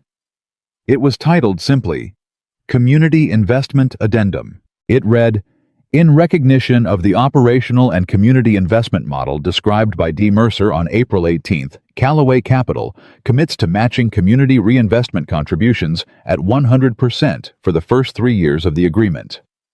This matching commitment is unconditional and not subject to performance benchmarks. Below that, in what appeared to be a personal note rather than formal language, the skills program was your idea. The matching is mine. Consider it a belated correction. Daniel read it twice. He set the phone down. He looked at the corkboard. He thought about a man who had snapped his fingers at a waiter and had, in the span of less than 24 hours, moved from that gesture to this one. It was not a small distance. It was not a distance that most people traveled in a day. He thought about what he had said in the car. People showed you who they were in the arrangements they made. He picked up the phone. He typed to Marcus, tell Richard I read page 7. Tell him thank you. And tell him the correction isn't belated. It's right on time. He sent it. He sat back. Outside, he could hear the neighborhood doing what neighborhoods did on a Friday afternoon. Kids coming home from school, a lawnmower 2 houses down, a dog barking at something that probably wasn't worth barking at. The ordinary machinery of ordinary life running alongside everything that was changing. The front door opened at 3:47. He heard the backpack hit the floor. Dad. Kitchen, he called. Mia appeared in the doorway. She was wearing her school uniform, with the collar slightly askew, her hair partially escaped from its morning braid, her shoes untied in a way that suggested she had untied them at some point during the day and couldn't be bothered to retie them. She looked exactly like herself, which was to say, she looked like the most important person in any room she walked into. She looked at the corkboard. You put my building up there, she said. I did. She walked over and looked at it more closely. She looked at the 2 pieces of paper he'd pinned beside it. What are those notes, he said. Ideas. She read them. She was a fast reader. Elena's genes. She looked at the one that said, Location to Community Repair Center Concept. Skills Program. Small library. Rooftop element. She looked at her drawing. She looked at him. You're copying my idea, she said. I'm building your idea, he said. She thought about this distinction for a moment. That's different, she said. Yes. Do I get credit? You get credit and equity, he said. When you're 18. She looked at him with the specific expression she deployed when she was deciding whether something was being said seriously or not. Equity, she said. Your drawing is on the corkboard, he said. That's the founding document. She looked at the drawing again. Then she looked back at him. Dad, she said. Yeah. Is something happening? He looked at her. This was the thing about Mia that had always slightly undone him the way she noticed. Not just the surface of things, the texture underneath. Elena had been the same way, that particular quality of attention that made you feel both seen and slightly accountable for what being seen revealed. Yes, he said honestly. Something is happening. Good something or scary something. He thought about it. Both, he said. She nodded very seriously. Okay, she said. What do we do? He looked at his daughter, at the girl who drew buildings on graph paper and dreamed community centers and corrected the voices in bedtime reading, and already at 9 years old had the instinct to ask, what do we do, rather than what do you do? He thought about Elena asking him, what do you want, Daniel? He thought he was beginning to know the answer. We have dinner, he said, and then we talk about it. Mia pulled out her chair and sat down. I want pasta, she said. I know, he said, and I want to hear everything, she said, not the short version. I know, he said again. He got up and started the water boiling, and the Friday afternoon moved around them, and the corkboard on the wall held the three things together: the drawing, the notes, the vision of something that had not yet been built, but was already in some essential way real. Because someone had seen it. And sometimes that was how everything started. The Seattle Times article ran on a Tuesday. Daniel found out at 6:43 in the morning because his phone started making sounds it had never made before. Not individual buzzes, but a continuous rolling vibration that eventually slid the phone off the nightstand entirely. He picked it up from the floor, looked at the screen, and spent approximately 3 seconds trying to understand what he was seeing before he understood. Diana Park's piece had gone live at midnight. By 6:43 a.m., it had been shared 4,200 times.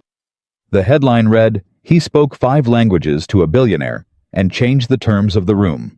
Now he's changing his neighborhood." He lay on his back on the bed and read the article on his phone with the specific stillness of a man trying to assess something that was moving faster than assessment allowed. Diana had done her job thoroughly and honestly. She had the shop, the story, the investment, the community program. Sarah, the Grundig radio, and the woman whose father's voice was frozen in metal and wire. She had Mia's drawing described but not shown. She had Calloway's confirmation of the deal, which meant Calloway had spoken to her directly, which was its own piece of information. She had the restaurant, the wine, the snap of fingers, the 5 languages. And she had one quote from Daniel himself from their Wednesday interview that she had placed at the very end of the piece, the last line before the publication credit, which was the position reserved for the thing you wanted the reader to carry with them after they put it down. The quote was, "I'm not building an empire. I'm building something my daughter can point to and say that's what my dad did with the worst years of his life." He read that line twice. He had said it. He remembered saying it. But seeing it in print at the end of a story that thousands of people were apparently reading before 7 in the morning did something to the air in the room that he hadn't anticipated. His phone rang. A Portland area code. He didn't recognize it, but he answered. "Mr. Mercer. This is Tom Aldrich. I own 4 appliance repair franchises in the Oregon market, and I've been looking for a partnership model for expansion into Washington. I just read the Times piece, and I want to talk to you." "It's 6:45 in the morning," Daniel said. A beat. "I know. I'm sorry. I can call back." "Call Marcus Webb," Daniel said. He gave the number from memory. "He handles my business inquiries." He hung up. He lay there for another 30 seconds. Then his phone rang again. Different number. He let it go to voicemail. Then another. Then a text from Marcus. "I've already gotten 11 calls. Did you see the article he texted back? I'm looking at it now. Marcus Richard wants to talk this morning. He's pleased. But also there's something else. Can you come to the office at 9? Daniel looked at that last line for a moment. He's pleased, but also. The but, also. He texted, "I'll be there at 9. He got up. He made coffee. He stood in the kitchen in the early morning quiet and thought about the word that had been placed at the center of his story by someone else, someone who had interviewed him for 90 minutes and listened carefully and decided correctly that the word that explained everything was honest. He wondered if Elena would have laughed at the irony of it, that the quality she had spent years quietly pressing him to own was now the thing 8,000 strangers were reading about before their first cup of coffee. He thought she probably would have laughed. He thought she also would have said, "Don't let it change what you're building." He poured his coffee. He stood at the kitchen window. He watched the street come alive in the way it did every morning. The ordinary procession of people beginning their days, none of whom knew yet that the man in the house with the repair shop had woken up this morning with his life a slightly different shape than the one it had been when he fell asleep. At 7:15, Mia came downstairs. She poured herself cereal, with the focused competence of a child who had been doing this since she was 6 and considered parental assistance an insult. She sat down. She ate 3 bites. She looked up at her father standing at the window with his coffee and said, "You look like something happened." "Something happened," he said. "Is it the article?" He turned. You knew about the article. Diana Park told me about it when she came to the shop, Mia said. She asked if she could describe my drawing. I said yes, but only if she said it was my idea. He stared at his daughter. She did say that, he said, in paragraph 12. Mia nodded. I know. I read it at 6:30. You were awake at 6:30. I set an alarm, she said, and went back to her cereal. He sat down across from her. Mia? He said. Yeah. How do you feel about it? She thought about this the way she thought about most things, seriously, without rushing. I feel like people are going to come to the shop now who don't know us, she said. And some of them are going to be good, and some of them are going to want something. And you're going to have to tell the difference. He looked at his 9-year-old daughter. That's exactly right, he said. I know, she said, and finished her cereal. He dropped her at school at 7:55. She got out of the car, shouldered her backpack, walked 3 steps, turned around. Dad. Yeah. Mom would think this was funny. He didn't say anything for a moment. The best kind of funny, he said finally. Mia nodded, like this confirmed something she had already decided. She walked into school without looking back. He sat in the parked car for a moment with his hands on the wheel, looking at nothing. Thinking about a woman from Lyon who had taught him to argue in 2 languages and to pay attention to what mattered, and who would have absolutely thought this was the best kind of funny. Then he drove to Callaway Capital. The building was exactly what you would expect from a man who had built $2.4 billion from scratch glass and steel, and the particular altitude of ambition made physical. The lobby had the cool, precise air of a place designed to communicate importance before anything else happened. The receptionist knew his name before he said it. The elevator opened before he reached it. He rode to the 34th floor in a silence that was engineered to feel like money. Marcus Webb met him at the elevator. He's in the conference room, Marcus said. Is there something I should know before I walk in? Daniel said. Marcus looked at him with the expression of a man who had learned to give information efficiently. There are 3 other people in there, Marcus said.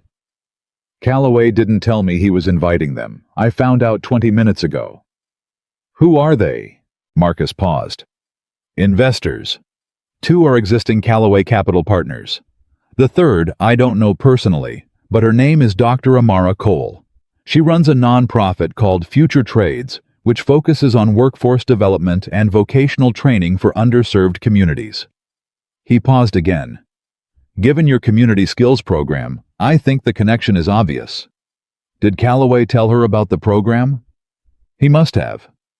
Daniel was quiet for a beat. Okay, he said. Are you all right with this? I'm about to find out, Daniel said. He walked into the conference room. Richard Callaway was at the head of the table.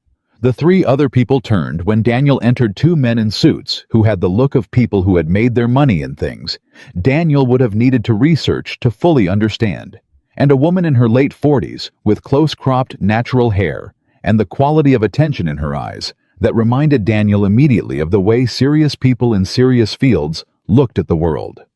Present, analytical, not unkind, Daniel Callaway said, standing. He did not snap fingers. He stood. Richard, Daniel said.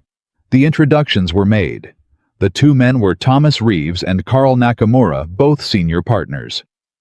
Dr. Amara Cole extended her hand to Daniel and held it a fraction of a second longer than a standard handshake, which was the specific gesture of someone meeting a person they had already decided they wanted to understand. I read the article, she said.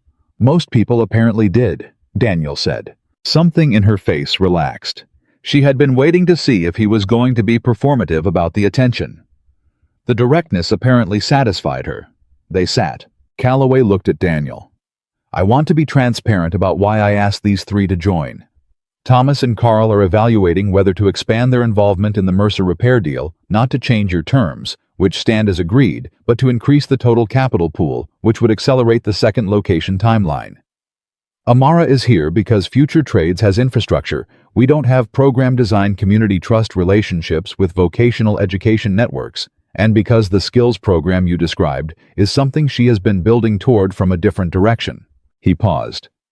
I should have told you they'd be here, he said. I didn't. That was wrong. The directness of it landed in the room differently than an apology would have. It was a statement of fact about his own behavior, delivered without decoration. Daniel looked at him for a moment. It's all right, he said. But going forward, if there are going to be people in a room about my business, I need to know in advance. Agreed, Calloway said. Thomas Reeves leaned forward.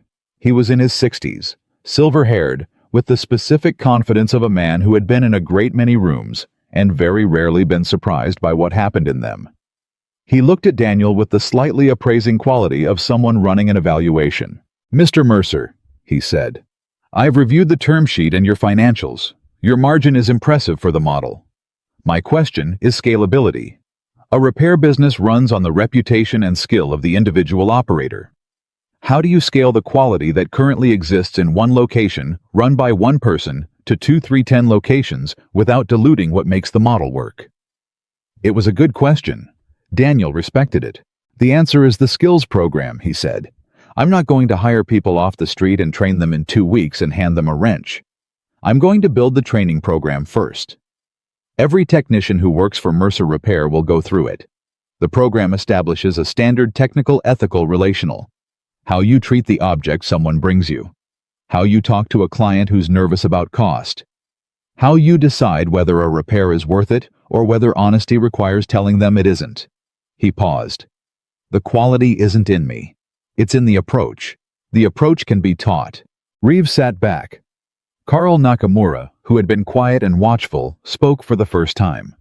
He was younger than Reeves' mid-50s Japanese-American with the quality of careful observation that suggested he made his best decisions by listening longer than other people were comfortable with. The community piece, he said. The matching contribution, the skills program, the reinvestment structure. That's not standard. It adds cost and complexity. Tell me why it makes business sense, not ethical sense. I can hear the ethical argument. I want the business argument. Daniel looked at him directly. Loyalty, he said. Not the abstract kind. The specific transactional kind that turns into something deeper. When a business invests in a community, real investment, not a check to a charity at Christmas, that community becomes the business's most aggressive marketing department. They protect you. They send you their family members. They defend you when something goes wrong. They tell strangers to trust you before those strangers have any other reason to. He paused. I can show you the numbers. Customer acquisition cost in a word-of-mouth model is a fraction of any paid marketing alternative. The community reinvestment pays for itself within 3 years and then becomes pure margin advantage. Nakamura was quiet for a moment. And the intangibles, he said.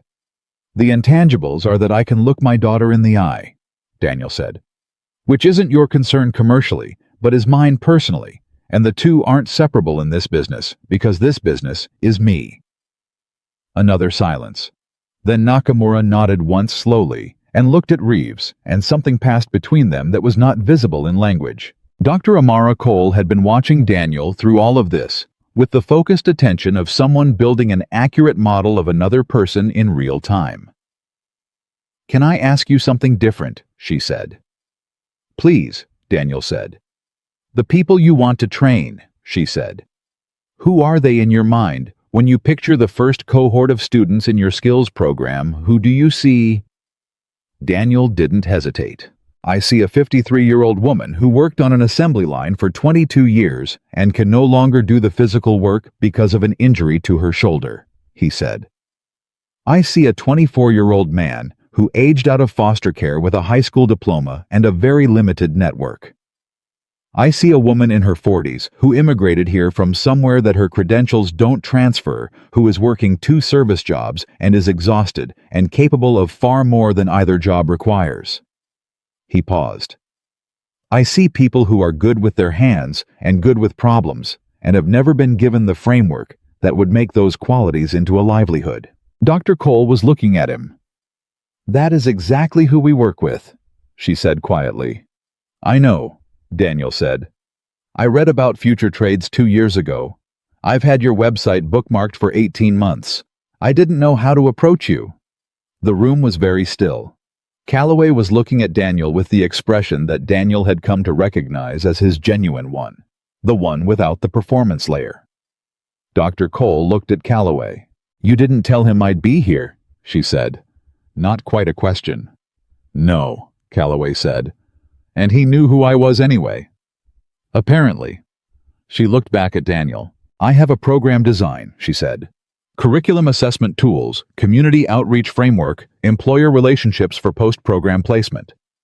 What I don't have is a business that will absorb graduates and give them a real track, not just a certificate. She paused. You have the business. You need the program. I think we should talk. I think so too, Daniel said. Thomas Reeves put both hands flat on the table, which appeared to be his version of a decision gesture. Carl and I will double the capital pool, he said. Same terms, same conditions, same operational autonomy. We're in. The room absorbed this.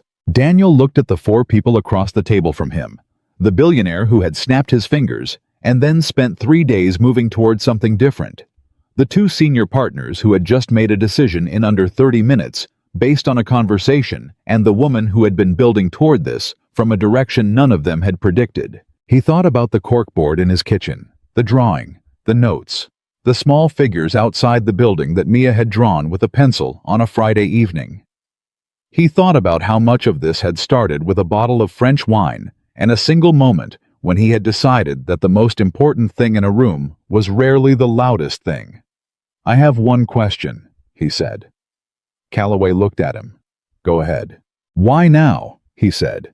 The article ran 6 hours ago. You clearly made calls before I walked in. You moved fast. Why? Calloway was quiet for a moment. Because in 40 years of business, he said, I have learned that the window between when something is real and when everyone else recognizes it is real is very small. And in that window, the people who move are the people who end up in the story. He paused. You are real, Daniel. I recognized it Thursday night. I am not going to wait for 12 other people to figure that out before I act. It was the most direct thing the man had said in Daniel's presence. Daniel nodded. All right, he said. Then let's talk about what we're building. They talked for 2 hours. By the end of it, the shape of something real had emerged, not a pitch, not a projection, but an actual plan with actual people attached to it. Dr. Cole's program integrated from the start. Reeves and Nakamura's capital structured for a 2-year build-out. Sarah, as operations manager with the scope of her role, now expanded to include program administration alongside the business systems. The second location, slated for a neighborhood 2 miles east in a building that Nakamura mentioned offhandedly he happened to own and had been trying to figure out what to do with. When they finally stood and shook hands, Calloway walked Daniel to the elevator. They stood waiting for it in the particular quiet of a hallway outside a room where something had just been decided. How are you feeling? Calloway asked. Like someone opened a door and the room on the other side is much larger than I expected, Daniel said. Calloway looked at the elevator doors. That's an accurate description of most good decisions, he said. The elevator arrived. Daniel stepped in. Richard, he said.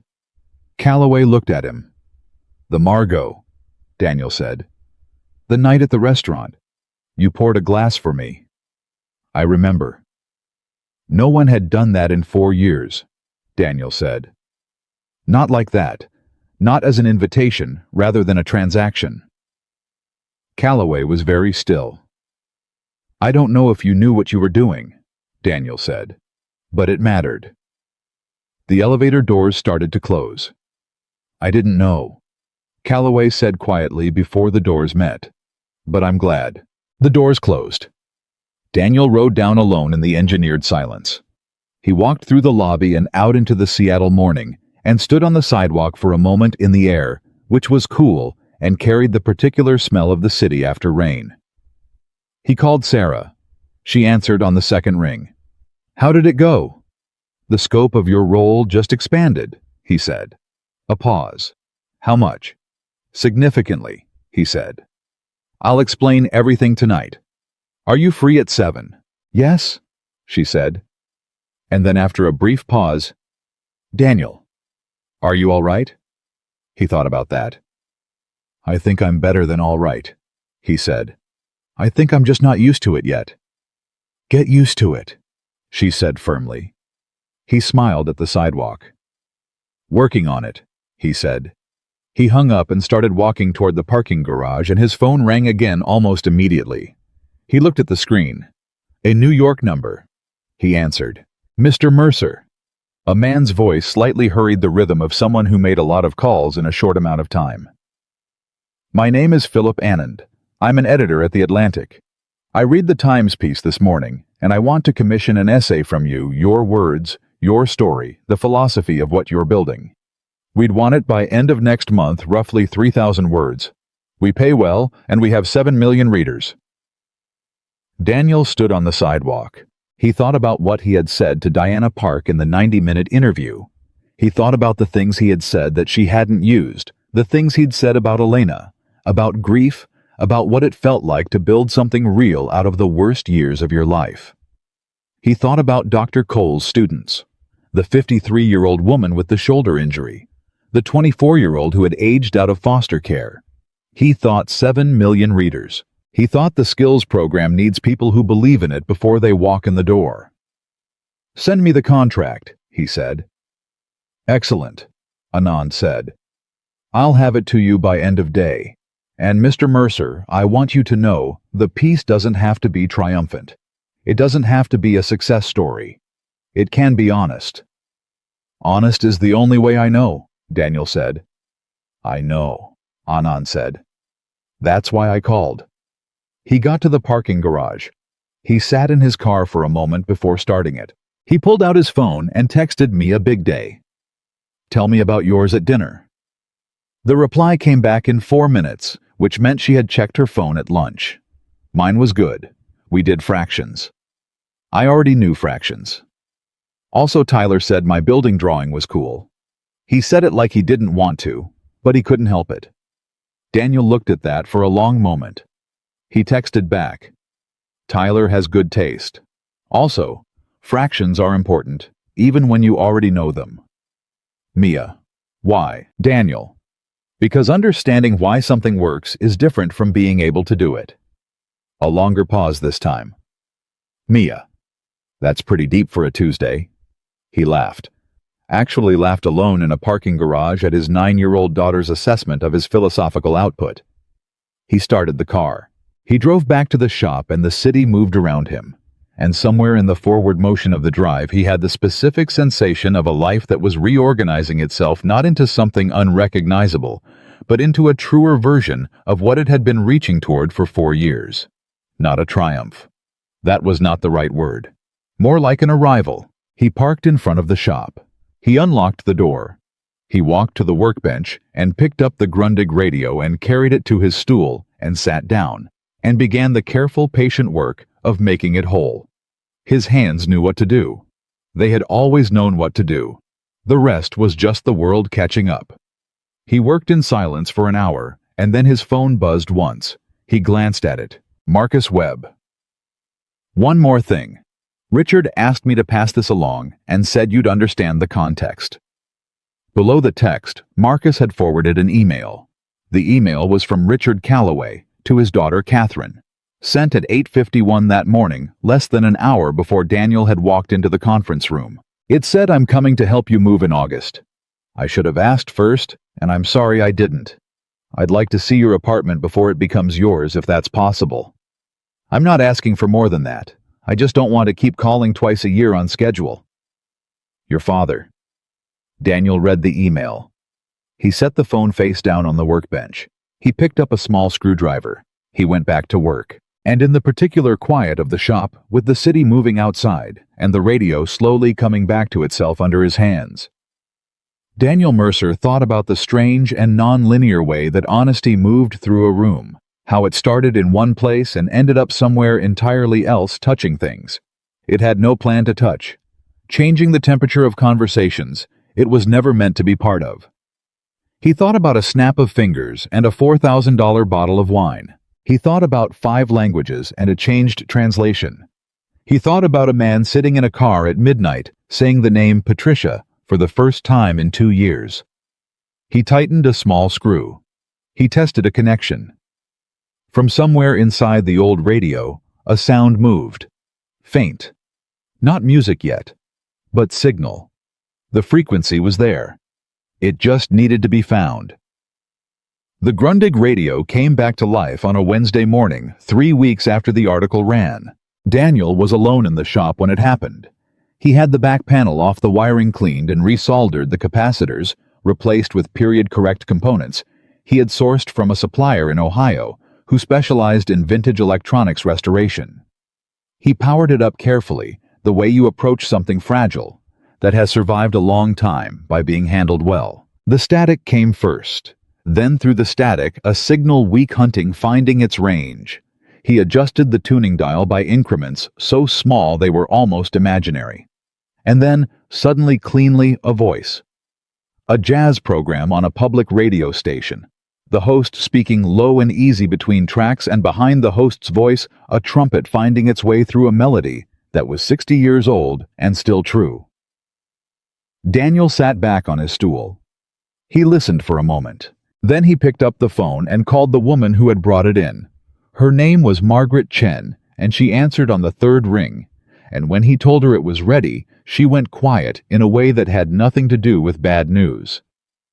He could hear her breathing, and then he could hear her trying to compose herself, and then she said in a voice that was doing its best, "Can I come today?" "Come whenever you want," he said. She was there in 40 minutes. She walked in, and Daniel led her to the bench and turned the radio on, and she stood there with both hands pressed flat to her sternum, listening to whatever was playing, and her eyes did what eyes do when something that was gone comes back. She didn't say anything for a long time. Then she said, "He used to listen to this exact station. I don't know how that's possible, but he did." Daniel said, "Some things find their way back." She looked at him. She looked at the radio. She opened her purse to pay, and he told her the amount, and she said it wasn't enough, and he said it was the amount, and she looked at him in the way that meant she understood that this had been about more than money from the beginning. She left with the radio wrapped carefully under her arm. He stood in the shop after she was gone and felt the particular satisfaction of a thing completed.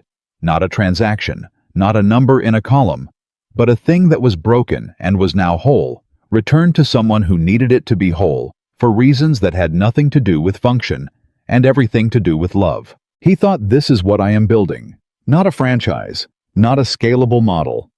This, repeated, expanded, taught to other people who understand it in more neighborhoods, for more Margarets, who are carrying things that need to come back. His phone buzzed. Sarah. The building permit for location 2 came through. Carl Nakamura's office just called. "We can start build-out in 3 weeks." He read it twice. Then he texted back, "Call a team meeting for Friday morning. You, me, Amara Cole's program director, and the 3 staff. Let's talk about what we're building before we start building it." Sarah, already on it. "Also, you have a 2 o'clock today. Walk-in, wouldn't give a name. Said he knew you from the restaurant." He thought about who that could be. James Fontaine had returned to Paris. Marcus Webb had his number and would have called. Calloway himself had his number and also would have called. He texted back. What did he look like? Sarah, late 60s. Drove himself, which surprised me because the car was very nice. Wearing a jacket with no tie. Said to tell you he reads the Journal every morning. Daniel went very still. Thomas Reeves. He had not heard from Reeves directly since the conference room meeting. The deal had proceeded through Marcus, through lawyers, through the clean mechanical process of capital moving from one place to another. Reeves had been professional and efficient and entirely absent from anything personal. He texted Sarah, "Tell him I'll be back by 1:30. Keep him comfortable."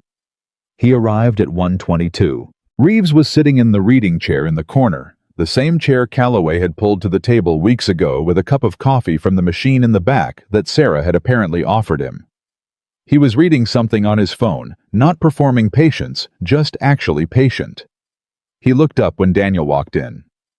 "You found the place all right," Daniel said. "GPS," Reeves said. "And the article. Your shop looks exactly like it did in the photographs." Daniel hung up his jacket. "What can I do for you, Thomas?" Reeves set his phone down. He looked at Daniel with the particular directness of a man who had made a decision in advance and was here to deliver it rather than negotiate it. "I have a son," he said. Daniel waited. 31 years old. His name is Patrick. He spent 3 years in the Navy, came home, couldn't find a direction. He's been working retail for 4 years, and he hates it, and he's good with his hands, and he has no idea what to do with that. Reeves paused. "I've offered to pay for any school he wants.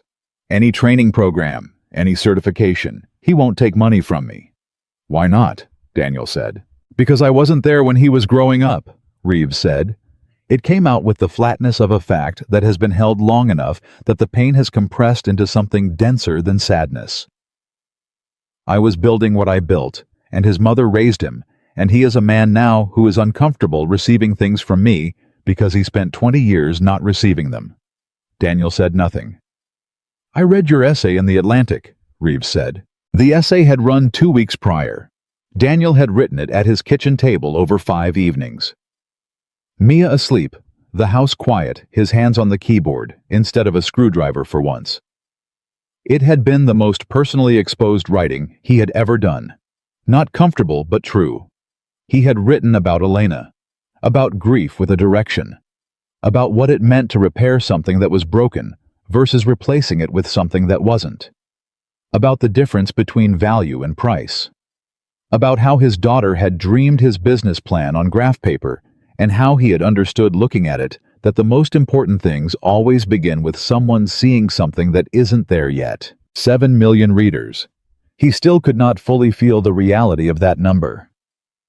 "Patrick read it too," Reeves said. "He called me afterward. He hasn't called me just to talk in 3 years. He paused. "He asked if I knew you." Daniel understood now why Reeves was here. "You want him in the program," he said. "I want him to have the option," Reeves said carefully. "I'm not asking you to give him special treatment because I'm an investor. I'm asking you to let him apply the same way anyone else applies. If he doesn't qualify, he doesn't qualify." "The program doesn't have formal qualifications yet," Daniel said. "We're still building the assessment framework with Dr. Cole's team. The first cohort starts in 4 months." "I know the timeline. I have the operational reports." "Then you know we're prioritizing applicants from specific demographics, people who are underemployed or unemployed people without access to traditional educational pathways." Reeves looked at him. "Patrick qualifies on the second criterion. He has a high school diploma and 3 years of military service and 4 years of retail work and no clear path forward. The fact that his father has money doesn't give him access to opportunities that nobody has offered him." Daniel considered this. "Send him to Sarah," he said. "Application process same as everyone else. If he's serious about it, that will be clear from the application. If he's doing it to make you feel better, that will be clear too." Reeves nodded. "One more thing," he said. "Go ahead." "I want to apologize to you," Reeves said. Daniel blinked. "In the conference room," Reeves said, "I tested you. The questions I asked, they were real questions, but I asked them to see how you responded to pressure from someone with capital, not because I actually doubted your business case. I knew the business case was solid before I walked in. I'd read everything." "Why are you telling me this?" "Because you're building something that requires trust," Reeves said. "And trust requires honesty about the way people behave when they think they have leverage." He paused. "I behaved like a man with leverage. You should know that so you know what you're dealing with." Daniel looked at him for a long moment. "I knew," he said. Reeves raised an eyebrow. "The questions were too clean," Daniel said. "Too precisely calibrated. You already knew the answers. You were watching how I handled being watched." He paused. "I decided it didn't matter. The answers were true either way." Reeves was quiet. Then he said, "Richard was right about you." "What did Richard say?" "He said you were the first person he'd met in 20 years who was completely unimpressed by wealth, but completely respectful of the person. He said those two things almost never go together." Reeves stood. He extended his hand. "Patrick will contact Sarah this week." Daniel shook it. "I hope he's serious about it," Daniel said. "Not for your sake, for his." "So do I," Reeves said. After Reeves left, Daniel stood in the shop for a moment in the quiet. Then he went to the workbench and picked up the next job, a vintage turntable belt drive platter slightly warped, brought in by a man who said his wife had given it to him on their first anniversary, and he wanted it working before their 40th. He started with the belt. He was halfway through the assessment when the door opened and Mia walked in. This was new. 3 weeks ago, when the second location's build-out had begun absorbing more of Daniel's daytime hours, they had adjusted the after-school arrangement. Sarah picked Mia up from school on Tuesdays and Thursdays and brought her to the shop where Mia had claimed a corner of the back room as her design studio, spreading graph paper across a folding table with the proprietary confidence of someone who had been here from the beginning. Because she had been, in her own way. She came in now with her backpack and her Tuesday expression, which was focused and slightly impatient with the world for not moving fast enough. "How was school?" Daniel said. "We learned about compound interest," she said. "I already knew compound interest." "Of course you did." "But I asked Mrs. Torres what the most important thing to compound was, and she said money, and I said, what about trust? And she looked at me like I'd said something in a different language." Daniel set down his screwdriver. "What made you think of trust?" he said. Mia dropped her backpack in the corner. "Because you always say that relationships compound, and relationships are built on trust. So it follows that trust compounds." She said this with the easy logic of someone who had not yet encountered the world's tendency to complicate obvious things. "Right. Right," he said. She looked at him. "You're doing the face," she said. "What face?" "The face you do when something I say makes you think about Mom." He was quiet for a moment. "She would have said the exact same thing," he said. "Word for word." Mia considered this, not with sadness, with something more like recognition. The way you recognize a feature in a mirror. "Good," she said, and went to her corner and started drawing. He went back to the turntable. They worked in the same room in the specific, companionable silence of two people who had been doing this long enough that the silence was a form of conversation. At 4:47, his phone rang. Richard Calloway. He answered. "Are you at the shop?" Calloway said. "I am." "Catherine called me back." Daniel waited. "She said yes," Calloway said. "To August."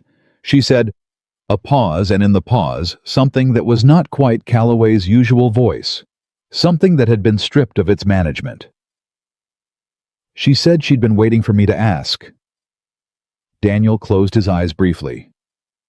"She'd been waiting for me to ask," Calloway repeated, as if hearing it again made it more real. 3 years of twice-yearly scheduled calls, and she was waiting for me to ask. "People usually are," Daniel said. "Waiting. They just can't say it first." "I didn't know that." "I didn't either," Daniel said. "Elena had to teach me, several times." A silence. "She sounds extraordinary," Calloway said. "Your wife." "She was," Daniel said. "She is. The present tense still works for me." Another silence, longer. "I'm going to visit her grave," Calloway said, "before August. I want to. I don't know exactly why. It feels like something I need to do." Daniel was very still. "You don't have to explain it," he said. "I know. But I'm telling you because you're the only person I know who would understand it." "I understand it," Daniel said.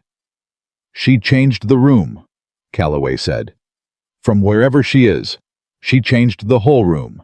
Daniel looked across the shop at Mia, who was bent over her graph paper, drawing a building she had not yet named, filling in windows one by one with the patient certainty of someone who knows exactly what she's making even before it's finished. "That's what she does," he said, They were quiet for the moment together on the phone. The two of them, the billionaire who had learned the name of his own grief, and the single father who had been carrying it with grace for 4 years, both of them holding something that the other had helped make real. "Daniel," Calloway said. "Yeah." "Thank you." He didn't say for what. He didn't need to. "You're welcome," Daniel said. He hung up.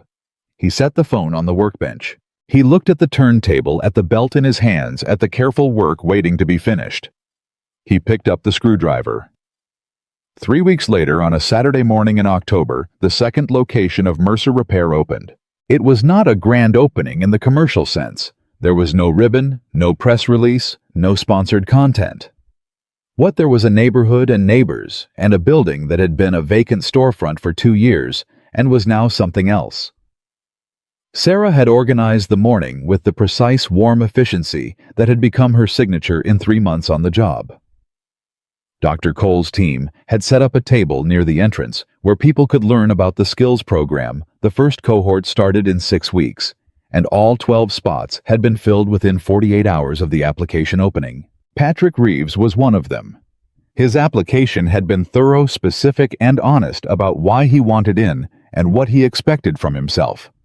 Sarah had flagged it for Daniel without commentary. Daniel had read it and approved it without commentary. The connection to Thomas Reeves was not mentioned in the application. Possibly Patrick didn't know his father had visited the shop. Possibly he did, and had decided it didn't matter. Either way, the work would be what it was, separate from who his father was, which was the only way it could be real. Thomas Reeves came to the opening. He stood near the back and watched and did not draw attention to himself, which, given who he was a deliberate choice that Daniel noticed and respected. Calloway came too. He arrived quietly. No car, no Marcus Webb, just himself in the jacket without a tie. And he walked through the space the way he had walked through the repair shop, taking inventory, building a picture, deciding what things meant. He stopped at the skills program table and talked to Dr. Cole for 15 minutes. Daniel watched from across the room and could see from the quality of Calloway's attention that he was learning something he hadn't expected to learn. Amara Cole had that effect on people. Mia was there in her good clothes, which she had selected herself, which meant they were her version of good rather than Daniel's, which meant she looked exactly like herself. She had brought her portfolio of drawings, not just the community repair center, but everything she had drawn in the month since. She had set them up on a board near the entrance, without anyone asking her to, and was standing beside them, explaining them to anyone who stopped with the calm authority of someone at a professional presentation, rather than a 9-year-old at her dad's store opening. At one point, Daniel walked by and heard her telling an older man, "The rooftop garden is load-bearing in the emotional sense, not the structural sense. It tells people the building cares about more than the ground floor." The man was nodding seriously. Daniel kept walking. Margaret Chen came. She brought the Grundig radio turned on, tuned to jazz, which she set on the small table near the entrance because she had asked Daniel if that was all right, and he had said yes without hesitating. The music moved through the new space, old and steady and real. At some point in the late morning, Daniel found himself standing in a quiet corner of the room just watching Sarah move through the crowd with her clipboard and her capability.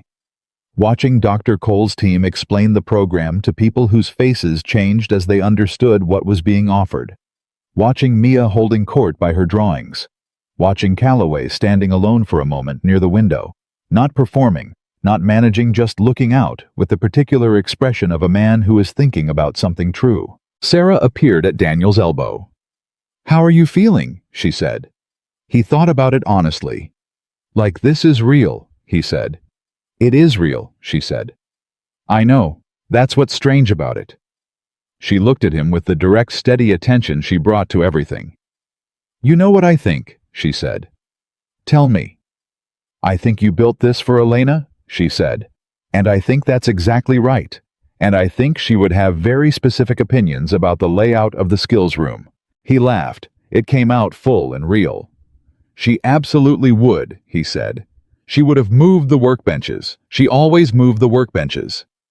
Sarah smiled. She moved back into the crowd. He stood alone for another moment.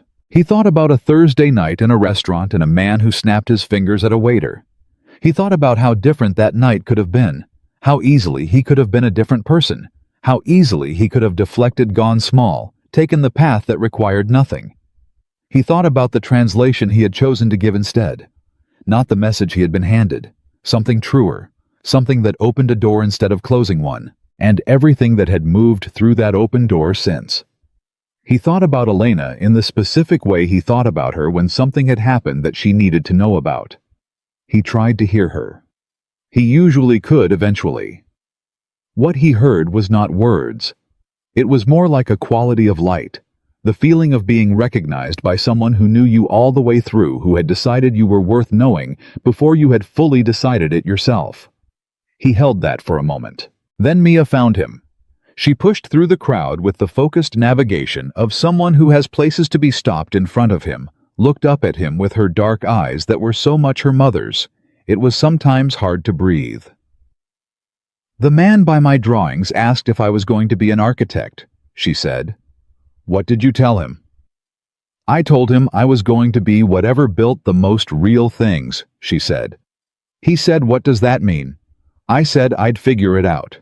Daniel looked at his daughter. "That," he said quietly, "is the right answer." She tilted her head. "Dad?" "Yeah." "Are you happy?" He looked around the room. At the people.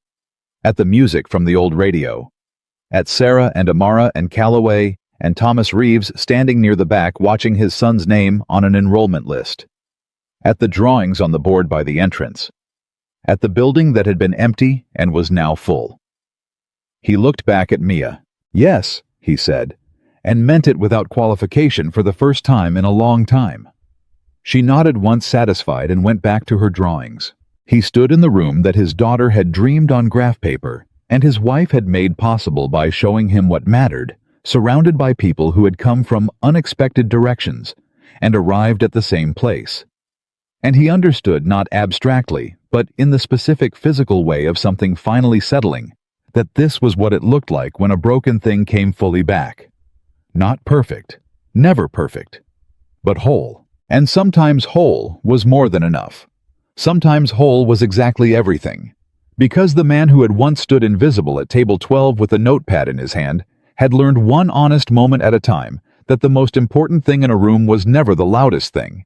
It was the true thing. And true things once spoken have a way of changing every room they enter, forever.